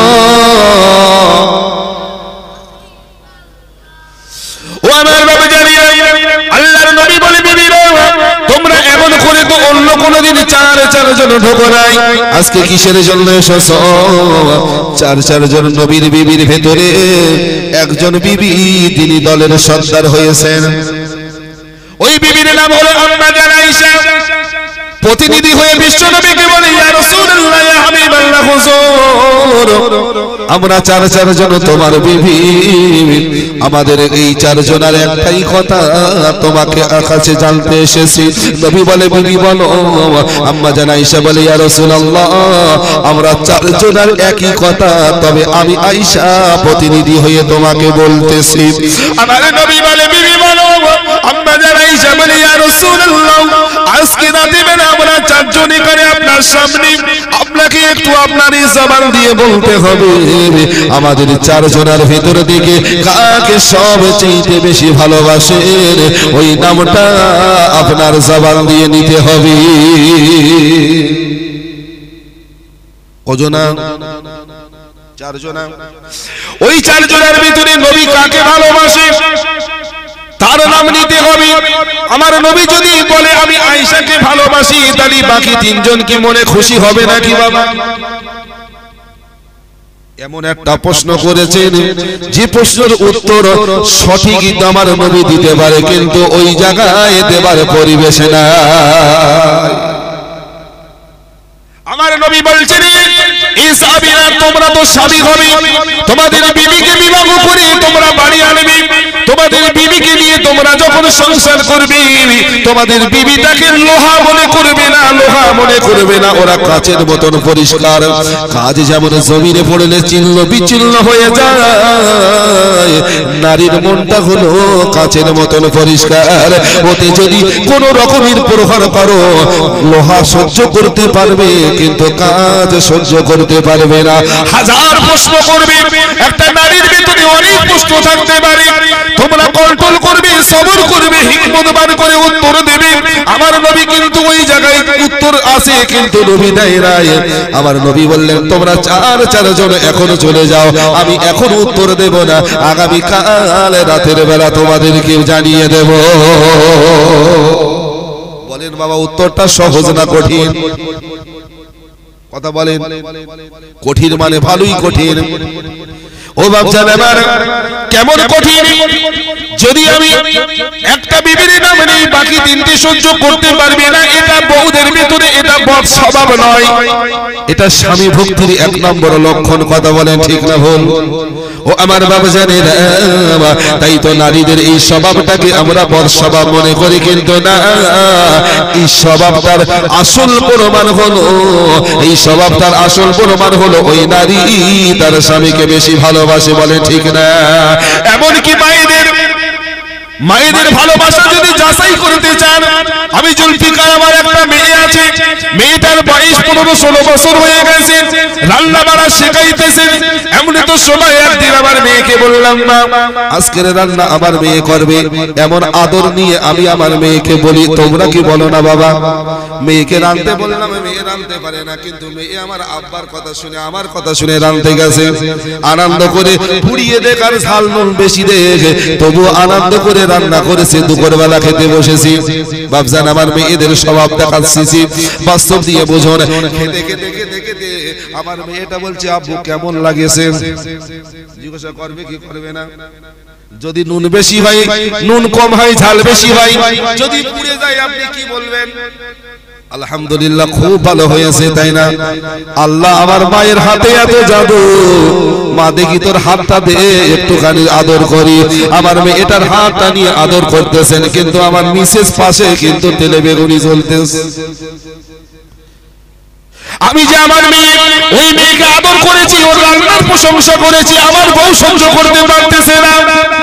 রেগে গিয়ে যখন খুব হয়ে আসে, আমি বলছি, তোমার মাথা গরম, তোমার মনটা কেন হঠাৎ করে এমন হলো কেন? ঘরে গিয়ে বলতেছে, তোমার মেয়ের হাতের রান্না যদি এতই ভালো হয়, তাহলে তুমি কালকে মেয়ের হাতেই খাও। কেননা এই জায়গাটাই যেন বউকে হিংসুক মনে করো না। যদি এটা করেছে এটা খারাপ লক্ষণ না, এটা কিন্তু ভালো লক্ষণ। স্বামী হিসাবে এত ভালোবাসে আমাদের বউগুলো, আমাদের মুখ দিয়ে অন্য নারীর প্রশংসা করাটা আমাদের বউগুলো সহ্য করতে পারে না, এর মানে বউ হিংসা করে না, এটা স্বামী ভক্তির একটা সঠিক প্রমাণ। ও বাপজান, এবার চারজন বিবি চলে গেল যে যার বাড়ি, যে যার ঘরে। আমার নবী প্রত্যেক দিন এক এক রাতে এক একটা বিবির ঘরে রাত কাটাতেন। ও বাপজান, আমার 11 জন বিবির ঘরে এক একটা রাত নবী বাজেট করেছিল। রাত হয়ে গেল, আমার নবী কথা দিয়েছেন আগামী কাল বলবো। চিন্তায় পড়েছেন আমি কার নাম নেবো, কেননা নামটা নেওয়া খুব সহজ নয়, মেয়েরা তো রেগে যাবে, কেননা বাকি তিনটের আমি কষ্ট দিতে পারবো না। ও বাপজান, আমার চারজন বিবি চারজন আলাদা ঘরে যেই না চলে গেছে, নবী আমার ওই রাতের বেলা ঘুমাই না, জুব্বা পরিধান করে সর্বপ্রথম আম্মা জান আয়েশা মায়ের ঘরের দরজার কাছে এসে আমার নবী কড়া নেড়ে বলে, আয়েশা, আম্মা জান আয়েশা নবীর গলা পেয়ে দরজা খুলে বলে, ইয়া রাসূলুল্লাহ, ইয়া রাসূলুল্লাহ, আপনি এই রাতের বেলা কেন? আমার নবী বলে, বিবি আয়েশা, আমি তোমার কাছে থাকতে আসিনি। ও বিবি আয়েশা, তুমি দরজা কেন খুলে দাও? আম্মা জান আয়েশা যেই না দরজা খুলেছেন, আমার নবী বলে, বিবি আয়েশা, তোমার ঘরে এসেছি, তোমার ঘরে থাকতে নয়। আমার মন চেয়েছে আয়েশা, আমার পকেট থেকে একটা জুব্বা, নবী জুব্বা থেকে নবী একটা খোরমা বার করলো। ওই খোরমাটা বার করে আমার নবী বলে, বিবি আয়েশা, হঠাৎ করে আমার মনে পড়েছে আমার আয়েশাকে খোরমা খাওয়াবো, তাই ভালোবাসা ভরা মন নিয়ে তোমাকে খোরমা খাওয়াতে এসেছি। আম্মা জান আয়েশা খোরমাটা খেয়ে নিল অন্ধকার রাতে। আমার নবী বলে, বিবি আয়েশা, তুমি ঘরে যাও, তবে একটা কথা তুমি আমাকে দাও। এই রাতের বেলা তোমার ঘরে এসেছি, তোমাকে ডেকে তোমাকে খোরমা খাইয়েছি, তুমি, আমি রাসূল তোমার স্বামী, আমাকে কথা দাও, এই কথাটা যেন তোমার কোন বুবুর কানে তুমি যেন তুলবে না। আম্মা জান আয়েশা হাতের সাথে হাত দিয়ে ওয়াদা দিয়ে বলল, ইয়া রাসূলুল্লাহ, এই আয়েশার জীবন চলে যাবে, নবীর ওয়াদা খেলাফ করবি না। আমার নবী এবারে আয়েশাকে খোরমা খাইয়ে ঘরে গায়ে নাই, অন্য আরেকটা বিবির ঘরে গিয়েছে, তাই না হলো আম্মা জান হাফসা, তানার ঘরে গিয়ে তানাকে ডাকলো, খোরমা খাইয়ে দিয়ে ও আদা নিয়ে নবী এবার তৃতীয় নম্বর বিবির ঘরে গেছে, তাকেও ডেকে তাকে খোরমা খাইয়ে ও আদা নিয়ে চলে গেছে। চতুর্থ নম্বরে আম্মা জান মাইমুনা মায়ের ঘরে গিয়ে ডেকে আম্মা জান মাইমুনা বলে, ইয়া রাসূলুল্লাহ, আমার ঘরে তো থাকার কথা না, তাই আপনি এসেছেন কেন? আম্মা জান মাইমুনার কথায় নবী বলে, মাইমুনা রে, আমি তোমার ঘরে থাকতে আসি নাই, আমি এসেছি তোমাকে খোরমা খাওয়াবো। ও মাইমুনা, খোরমাটা খেয়ে দাও। মাইমুনা খোরমা খেয়ে নবী বলে, মাইমুনা, কথা দাও, তুমি জানো এই কুমার রাতের বেলা খোরমা খাবার কথাটা তুমি কাউকে বলবে না। রাত পার হয়ে গেল, দিনের আলো এসলো, সবাই সবার মতন খুশি আনন্দ নিয়ে আছে। আম্মা জান আয়েশা যাবতীয় কাজ কাম করে ঠিকই, কিন্তু মনের ভিতরে একটা যাবে, কার নাম নেবে, কার নাম নেবে, কথাই বলে চোরের মন। আম্মা জান আয়েশা মনে করতে বলে, আমারই নেবে কেন? আমি হলাম বিশ্ব নবীর কুমারী বিবি, 6 বছরে বিয়ে করে 9 বছরে ঘর করেছি। আমি আয়েশা, রাসূল আমার কোলে মাথা দিয়ে ওসিয়াত করে বলেছিলেন, আয়েশা, তুমি চিন্তা করো না, আমি দিনের নবী মুহাম্মদুর রাসূলুল্লাহ, আমার যেদিন ওফাত হবে, তোমার এই আয়েশা, তোমার এই ঘরটা হবে আমি নবী আমার রওজা মোবারক। ও বাপজান, যারা হজ পাকে গিয়েছেন সোনার মদিনায়, সেই সবুজ গম্বুজের ঘর নবীর রওজা, ওটাকে রওজা বলে, কিন্তু নবীর রওজা ঘরে ওই ঘরটা হলো প্রকৃত আম্মা জান আয়েশা মায়ের ঘর। ও বাপজান আমার, কিন্তু নবী কার নাম নেবে এটা কে জানে? আল্লাহ আর আল্লাহর নবী জানে। দিন পার হয়ে গেল, রাত নেমে আসলো, দিন পার হয়ে রাত নেমে আসলো। নেমে আসার পর গত রাতের মতন 4 জন আবার ঢুকেছে। আমার নবী ঘরের ভিতরে বসে আছে, কার নামে নেমে জানার জন্য। ও বাপ জানার 11 জন বিবির ভিতরে 4 জন গিয়ে যখন জানতে চেয়েছে, নবী আমার বললেন, ও বিবি শোনো, তোমাদের 4 জনের ভিতরে নয়, তোমরা যতগুলো আমার বিবি আছে সবার ভিতরে নয়, তোমরা 4 জন জানতে চেয়েছো, তবে শোনো, তোমাদের 4 জনের ভিতরে থেকে আমি ওকেই সবচাইতে বেশি ভালোবাসি। গতকাল রাতের বেলা আমি রাসূল স্বয়ং যে বিবিকে নিজ রাতে নিজ হাতে গিয়ে খোরমা খাইয়ে এসেছি। একটু প্রাণ ভরে বলি সুবহানাল্লাহ। এই উত্তরটা পাওয়ার পর আম্মা জান আয়েশা মায়ের গায়ের ওড়নাটা মুখের উপরে দিয়ে বিড়ি মৃদু হাসি, এমন তো এমন করে হাসেন, কিন্তু ওই রকম হাসি তো আরো তিনজন বিবি আম্মা জান হাসতেছেন, কিন্তু নবী আমার এমন প্রেমের খেলা খেলেছে কোন বিবির কষ্ট পাই নাই। যদি নবী ওই জায়গায় একটা বিবির নাম নিত, বাকি তিনটির ভিতরে কষ্ট হতো কি হতো না? তাই আমার আল্লাহ বলছেন লাকাদ কানা লাকুম ফি রাসূলিল্লাহি উসওয়াতুন হাসানা। যদি সফলতা পেতে চাও তোমরা বিশ্ব নবীর আদর্শ ফলো করো। নবী যেমন করে সংসার পরিচালনা করেছেন, তিনি বিবির গায়ে হাত তোলেনি, তিনি সুন্দরভাবে বুঝিয়েছেন তোমার বউ যখন মাঝে মাঝে তোমাকে উল্টো পাল্টা প্রশ্ন করে, তাদের গায়ে হাত তোলার বিষয় নয়, তারা কাচের মতন যে জিনিসটা যেভাবে বুঝতে চেয়েছে তাকে সেইভাবে বুঝিয়ে দাও। ওই সম্পর্কের ভেতরে আবার আল্লাহ রহমত দিয়ে দিবে। কথা বোঝা যায়? এতে করে কি মনে হলো ওই রাম প্রশ্ন যদি আমাদের বউগুলো করতো, নবী কি কারণ মেরেছিলেন? হ্যাঁ, তাড়িয়ে দিয়েছিলেন? কত সুন্দর ভাবে বুঝিয়ে দিলেন। উত্তর যেটা দিয়েছেন ওই রকম উত্তর আমার তোমার ব্রেনে আছে? আম্মাজান আয়েশা বলছে কালকে রাতে তো আমার খাইয়ে এসেছিল। ওদিকে আরেকজন আম্মাজান বলতে ও না আমার তো, কিন্তু কেউ কাউরে বলতে পারতেছে না। অর্থাৎ সবাই খুশি ভরা মন নিয়ে এমন প্রশ্ন করেছে, নবী এত কৌশলে সুন্দর জবাব দিয়েছেন, প্রত্যেকের মন শান্তি ভরে গেল। কথা ঠিক নাই? এখন আমাদের বউগুলো কি মাঝে মাঝে হ্যাকা বেকা প্রশ্ন করে? একটু হাসি লাগবে না, করে না তাই না? তাই যাতে করে সেই একটা শিক্ষা আমি দিয়ে যাই।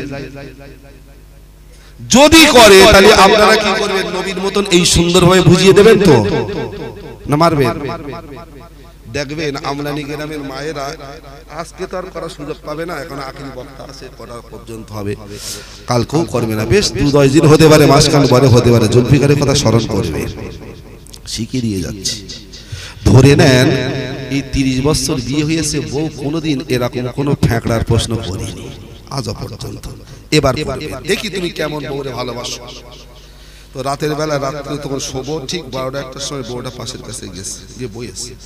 চিন্তা করতে হয় কোনো সময় তো বিয়ে করি এত আদর করে পাশে বসিনি, তাহলে মনে হয় জুলফিকার হুজুরির ওয়াজ মনে হয় কাজে লেগেছে মনে হয়, কিন্তু তা না। পাশে গিয়ে বসে বছরের মধ্যে বউ আমার ঠ্যাং টিপি, হঠাৎ দেখতে এও টিপতেছে। আমি মনে করি তাহলে কি যে পকেট খালি করবেন, ওগো না তাও করবে না, শিখিয়ে দিয়ে যাচ্ছি। এবারে রাতে ঠ্যাং ঠ্যাং টিপি টিপি, কি হয়ে রে আজকে এত যত্ন কেন? বলছে একটা কথা বলবো তাই। ও তাহলে আসল হচ্ছে তুমি কথা বলবা তাই টিপা টিপি, তাই না? তা বল। কিন্তু কথাটা বলার আগে তোমার কথা দিতে হবে। আমারে বলছে স্বামী, কি কথা? তুমি মিথ্যে কথা বলবা না তো?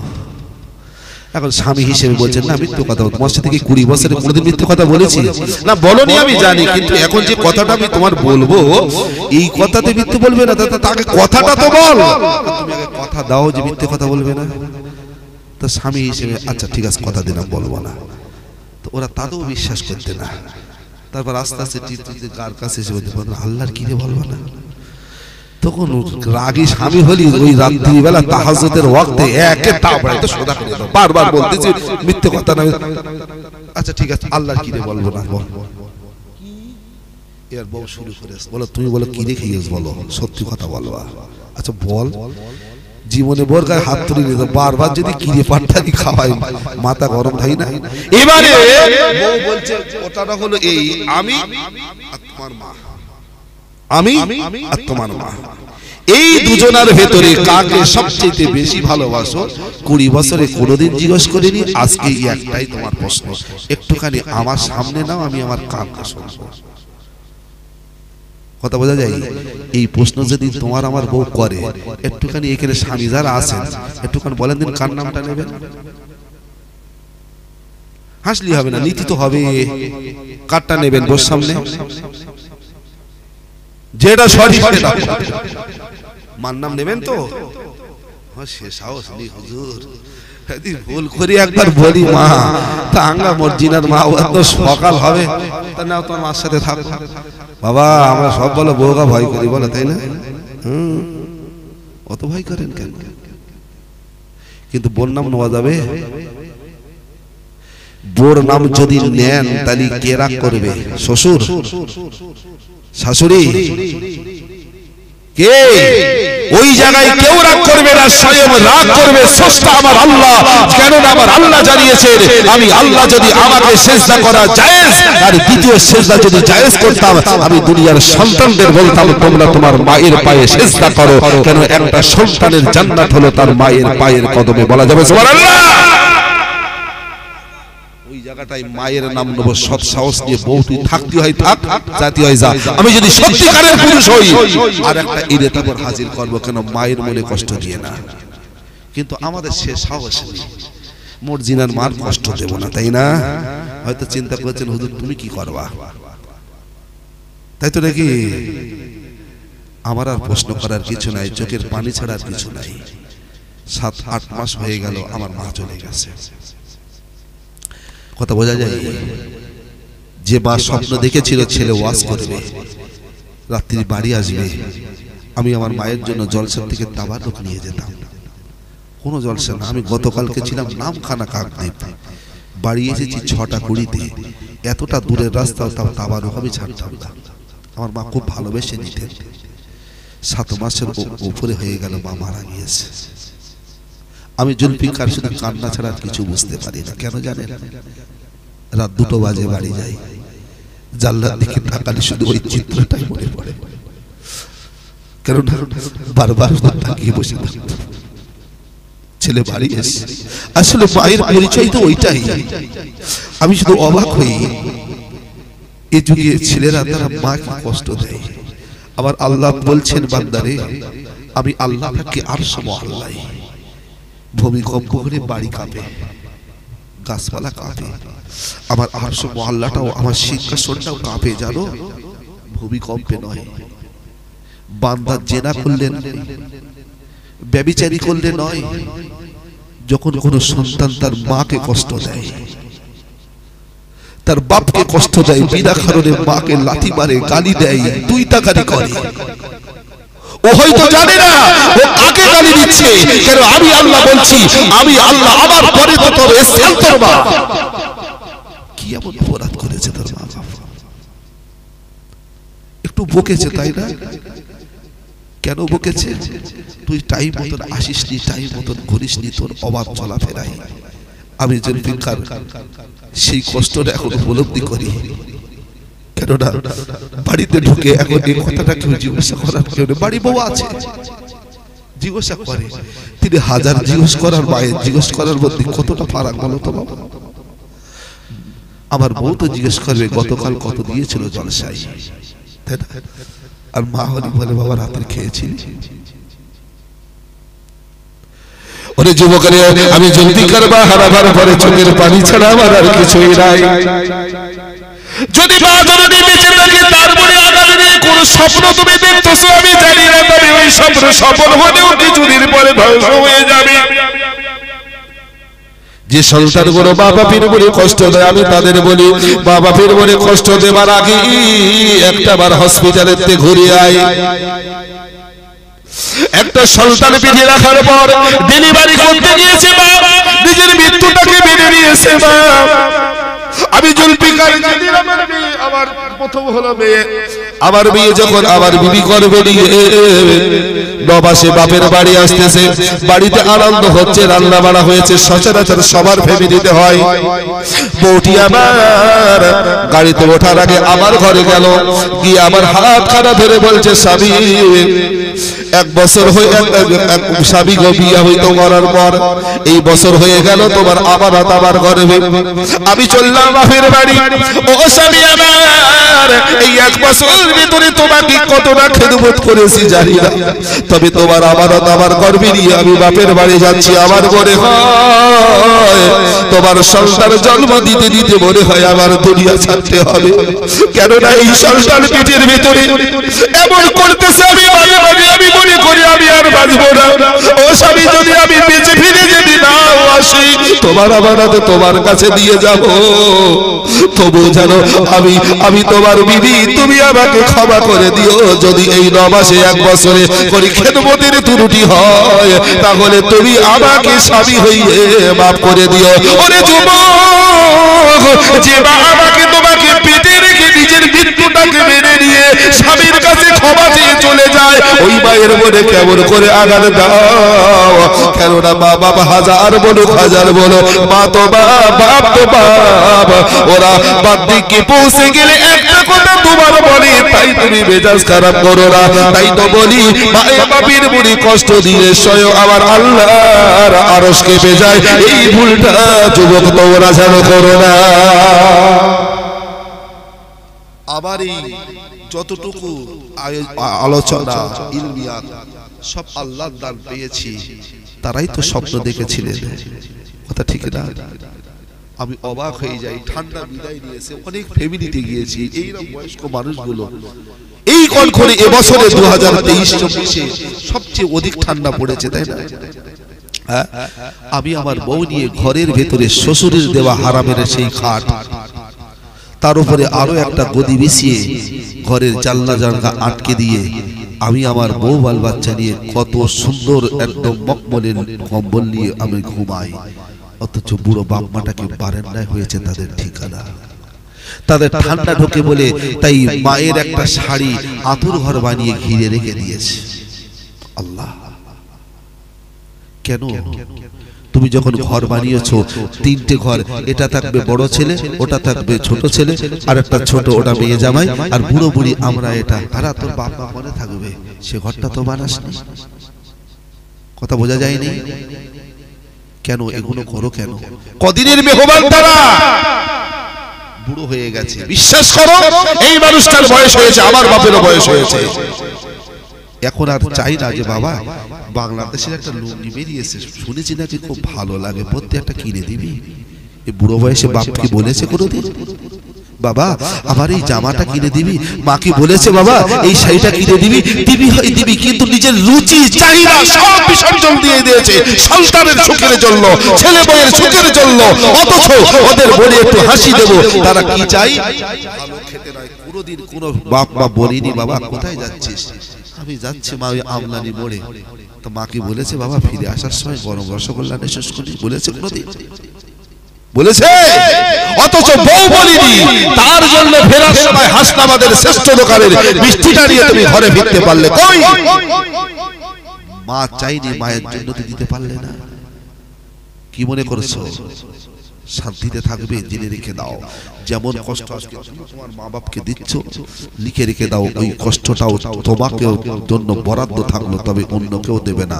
তুমি যে আদরের সন্তান ওইটি দেবে। সেদিন যেন হুজুরের পায়ে এসে ধরে বলো না হুজুর দোয়া করেন। কথা বোঝা যায়? গায়ে হাত তোলার বিষয় নাই বাবাজি আমার। তাই একেবারে শেষ লগ্নে 5টা মিনিট আমার হাতে সময় এসেছি আপনাদের কাছে। একটা কথা বলি ভাই, কথাটা হলো এই, আমার বাড়ি কিন্তু বেশি দূরে নয়। আপনারা আমলানির মানুষ, আমাকে পূর্বে দেখেছেন? কথা বলে একটু দেখেছেন আমাকে? কেউ মুখ দেখেছেন? দেখেননি, কিন্তু আমি কিন্তু বাড়ি খোলা পোতায় আমার বাড়ি। এমনটি হয় পাশেই বক্তা থাকে কিন্তু অনেক সময় চেনা যায় না। আল্লাহ শুকর এসেছি আপনাদের কাছে কিছু সময় আলোচনা রেখেছি ভাই। 2 ঘন্টা আলোচনার ভেতরে নবী আনা স্টেজের যে বায়ানটা শোনার জন্য আলেমকে দাওয়াত করেছিলেন সেটা পেয়েছেন না ভিন্ন কিছু পেয়েছেন? সত্যি করে বলেন, কিছু শিক্ষণীয় বিষয় পেয়েছেন তো? আর এইটা নেব বলেই তো টাকাগুলো পকেটে বার করে কমিটির কাছে দিয়েছিলাম। কথা ঠিক না বল? হ্যাঁ, আমার ডিগ্রিতে মুক্তি নাই।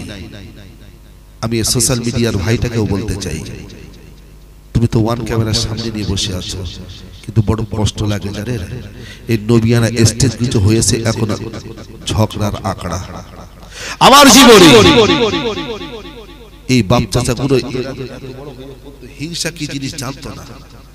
জিজ্ঞেস করে দেখেন এখানে যারা আছে, অহংকার কারে বলে বাপ মাও শেখায়নি, সে যুগের মানুষ জানে না। কিন্তু এখন আমাদের মতন আলেমদের দ্বারাই শিখে যাচ্ছে হিংসা কারে বলে, কাকে হিংসা করতে হয়। কথা ঠিক না বলবো? আমরাই শিখিয়ে দিচ্ছি গীবত কারে বলে। এমন সামিয়ানার তলায় বসো না বাবা। পরিষ্কার বলছি, আলেমকে ভালোবাসো, এখানে ইলম আছে বলে। কথা বোঝা গেছে? আমি জুলফিকার আমাকে ভালোবাসো, ভেতরে ইলম আছে বলে, কিন্তু পূজা করো না আমাকে নিয়ে। আলেমকে নিয়ে পূজা হচ্ছে এখন সব। কেন? তার ভেতরে ইলম সে তো আল্লাহর কাছ থেকে পেয়েছে, সেটা দান পেয়েছে। তার ইলমটাকে শোনার জন্য আজকে 2 মাস এই কমিটির ছেলেগুলো প্রত্যেকের বাড়িতে গিয়ে চাচিবা এবছরের জলসার কিছু সাহায্য করেন, চাচিবা 1 মুঠো চাল দিল, 2টো আলু দিল, 2টো পেঁয়াজ দিল, 10টা টাকা দিল। চাচা এরপরে হবে না, চাচিমা যা দেশে দেশে 500 টাকা ধার্যিত থাকলো।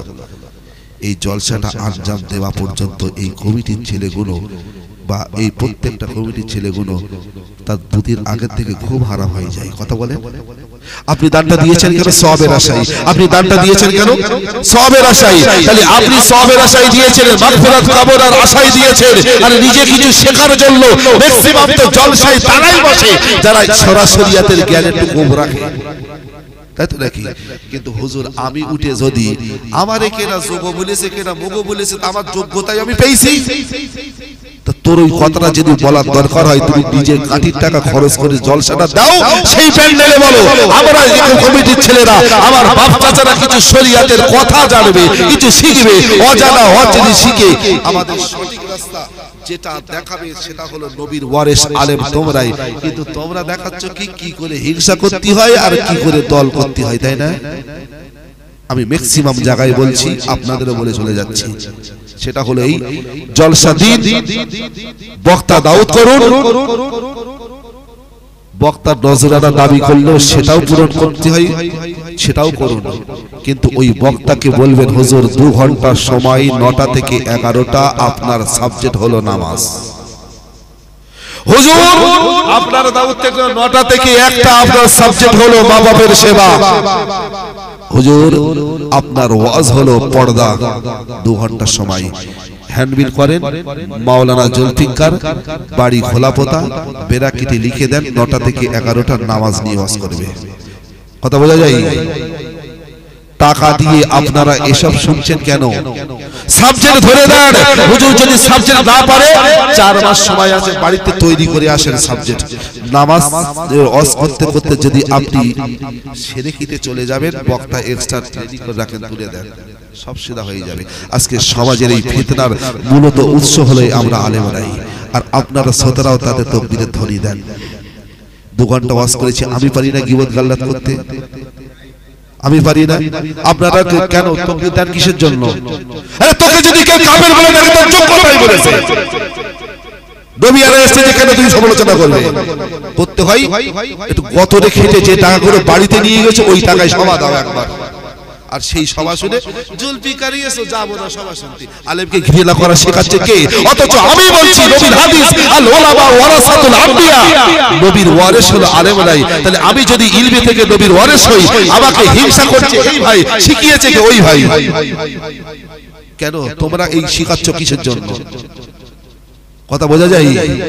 আমি এজন্য বলি আমার ডিগ্রিতে মুফতি নাই, কিন্তু বড় কষ্ট লাগে, আর এটা হচ্ছে ম্যাক্সিমাম বসিয়ার সাবমিশনে। বিশ্বাস করেন পুরো বসিয়ার সাবমিশন নাই, যে যার মতন ইলম নিয়ে বড় বড়াই বড়াই কথাবার্তা কারা করছে, আমার ওস্তাদ হুজুর রাই করছে।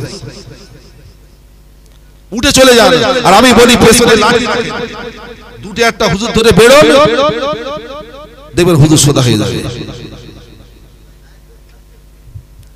2 ঘন্টা টাকা খরচা করে 2 মাস ধরে ছেলেগুলো খেটে খেটে চাচিমার কাছে দাদির কাছ থেকে পয়সা এনে জলসাটা দিয়েছে। এই চাচাটা এখনো নামাজ সম্বন্ধে জানে না, নামাজের ফরজ সম্বন্ধে জানে না। হুজুর ওয়াজ করবে, হুজুরের চোখে পানি পড়বে, সোনার মনে পানি পড়বে। হেদায়েতের মালিক আল্লাহ। যখন তোর প্রসবের কাজ এইটা যখন খাড়া হবে, আল্লাহ পাক বুঝে দিবে তোর হেদায়েত আল্লাহ করে করবে। তারা কালকে তো অমুকেরা সভা শুনবো না, কেন? ও কাফের হয়ে গেছে। তুই কি বড় মুফতি হয়ে গেছিস? হয়ে গেছে হোক, তুই কেন এখানে বলতিস? কেন বলবি বাড়িকে সভা দিয়ে যা। কথা বলা যায়? হুজুরকে সম্মান করবেন কেন? ইলম আছেন বলে, কোরআনের জ্ঞান আছে, হাদিসের জ্ঞান আছে। হুজুর আপনাকে সম্মান করি, ভালোবাসি, তবে আপনার পূজারি হতে পারবো না। কিন্তু আমরা সব পূজারি হয়ে গেছি, এটা ছাড়ে। যদি কষ্ট দেওয়া কথা বলে থাকি সন্তান হিসেবে ক্ষমা করবেন। তবে আমার দৃষ্টিকোণে আমি আমার জীবনে 17 বছর জলসা করছি, আমার ম্যাক্সিমাম জলসা এই ভাইটা ছাড়ে। আপনাদের বৈশাখ শাস্ত্রী আছে, ম্যাক্সিমাম জলসা ছাড়ে। আর এতদিন যা করছে জিজ্ঞেস করে দেখে দেখে আমি জীবনে কোনদিন প্রতিবাদ করি না, কিন্তু এমন একটা চিরসীমায় চলে যাচ্ছে কল্পনার বাইরে। সাধারণ মানুষগুলো আমাদের দিকে এখন হাসে, আর বাস্তবে হিংসার জন্ম দিয়েছিল ইবলিস, অহংকারের জন্ম দিয়েছিল ইবলিস। আর এখন বর্তমানে দুনিয়ায় হিংসার অহংকারের জন্ম দিচ্ছি আমরা আলেম নাই। কেন? যদি আমার যদি বয়ানে যদি কোনো ভুল থাকে তা আমার বাড়িতে বেশি দূরে নয়। বর্তমান সোশ্যাল মিডিয়াতে এই ভাইরা জলসা ছাড়বে, সাথে মোবাইল নম্বরটা দিচ্ছে, কথা বলা যায়নি তো একবার হ্যালো কর হুজুর, তুমি এই ওয়াজ করতে গিয়ে এই সাবজেক্ট এইভাবে বললে কেন? কিন্তু আবার ফোন না করে তুমি স্টেজে বলে আমার পৌঁছাচ্ছ, এটা ইসলামের কোন চ্যাপ্টারে আছে গো? আমি কি তোমার শত্রু? লাভের লাভ কি হচ্ছে? লাভটা কিছু হচ্ছে না, ক্ষতি হচ্ছে আমাদের পাশে বসে থাকা আমাদের সাথী নয়, আমাদের পার্শ্ববর্তী অন্য ধর্মের হিন্দুরা, তারা এরা মানছে। ফায়দা কি হচ্ছে? হ্যাঁ, 2024 সালে দেখে যেতে হচ্ছে যে এই পৃথিবীর জমিনে মসজিদ কাবা বাইতুল্লাহ ঘর ভেঙে একটা মন্দির খাড়া হলো, মুসলমান চুরি পরে বসে থাকো, সব বাড়ি মুঠোরে করে চেল্লাচ্ছ কেন? আল্লাহ কি পারেনি? যখন কাবা বাইতুল্লাহ যখন মক্কা কাবা বাইতুল্লাহ যখন ভাঙতে গিয়েছিল আবরাহা, সে জায়গায় আমার আল্লাহ কি হেফাজত করেনি? মানুষ দিয়ে নয়, আবাবিল পাখি দিয়ে। কথা বোঝা যায়? আল্লাহ কি পারতেন না? পারবে কি? আমাদের ভিতরে ইউনিটি নাই, অথচ আমার আল্লাহ বলছেন ওয়াতাসিমু বিহাবলিল্লাহি জামিআও, তোমাদের পৃথিবীর জমিনে পাঠিয়েছি, তোমরা একটা প্ল্যাটফর্মে একটা সুতোর বাঁধনে থাকো, ছিন্ন হইও না। আর সেই রাস্তাটা আমাদের এই বাংলার জমিনে পীর মুর্শিদ দাদা হুজুর পীর কেবলা তিনিও একটা রশ্মির মধ্যে রেখে গিয়েছিল, কথা বলা যায় নাই? যে রশ্মি কেটেছো খানে খারাপ যাচ্ছে আস্তে আস্তে।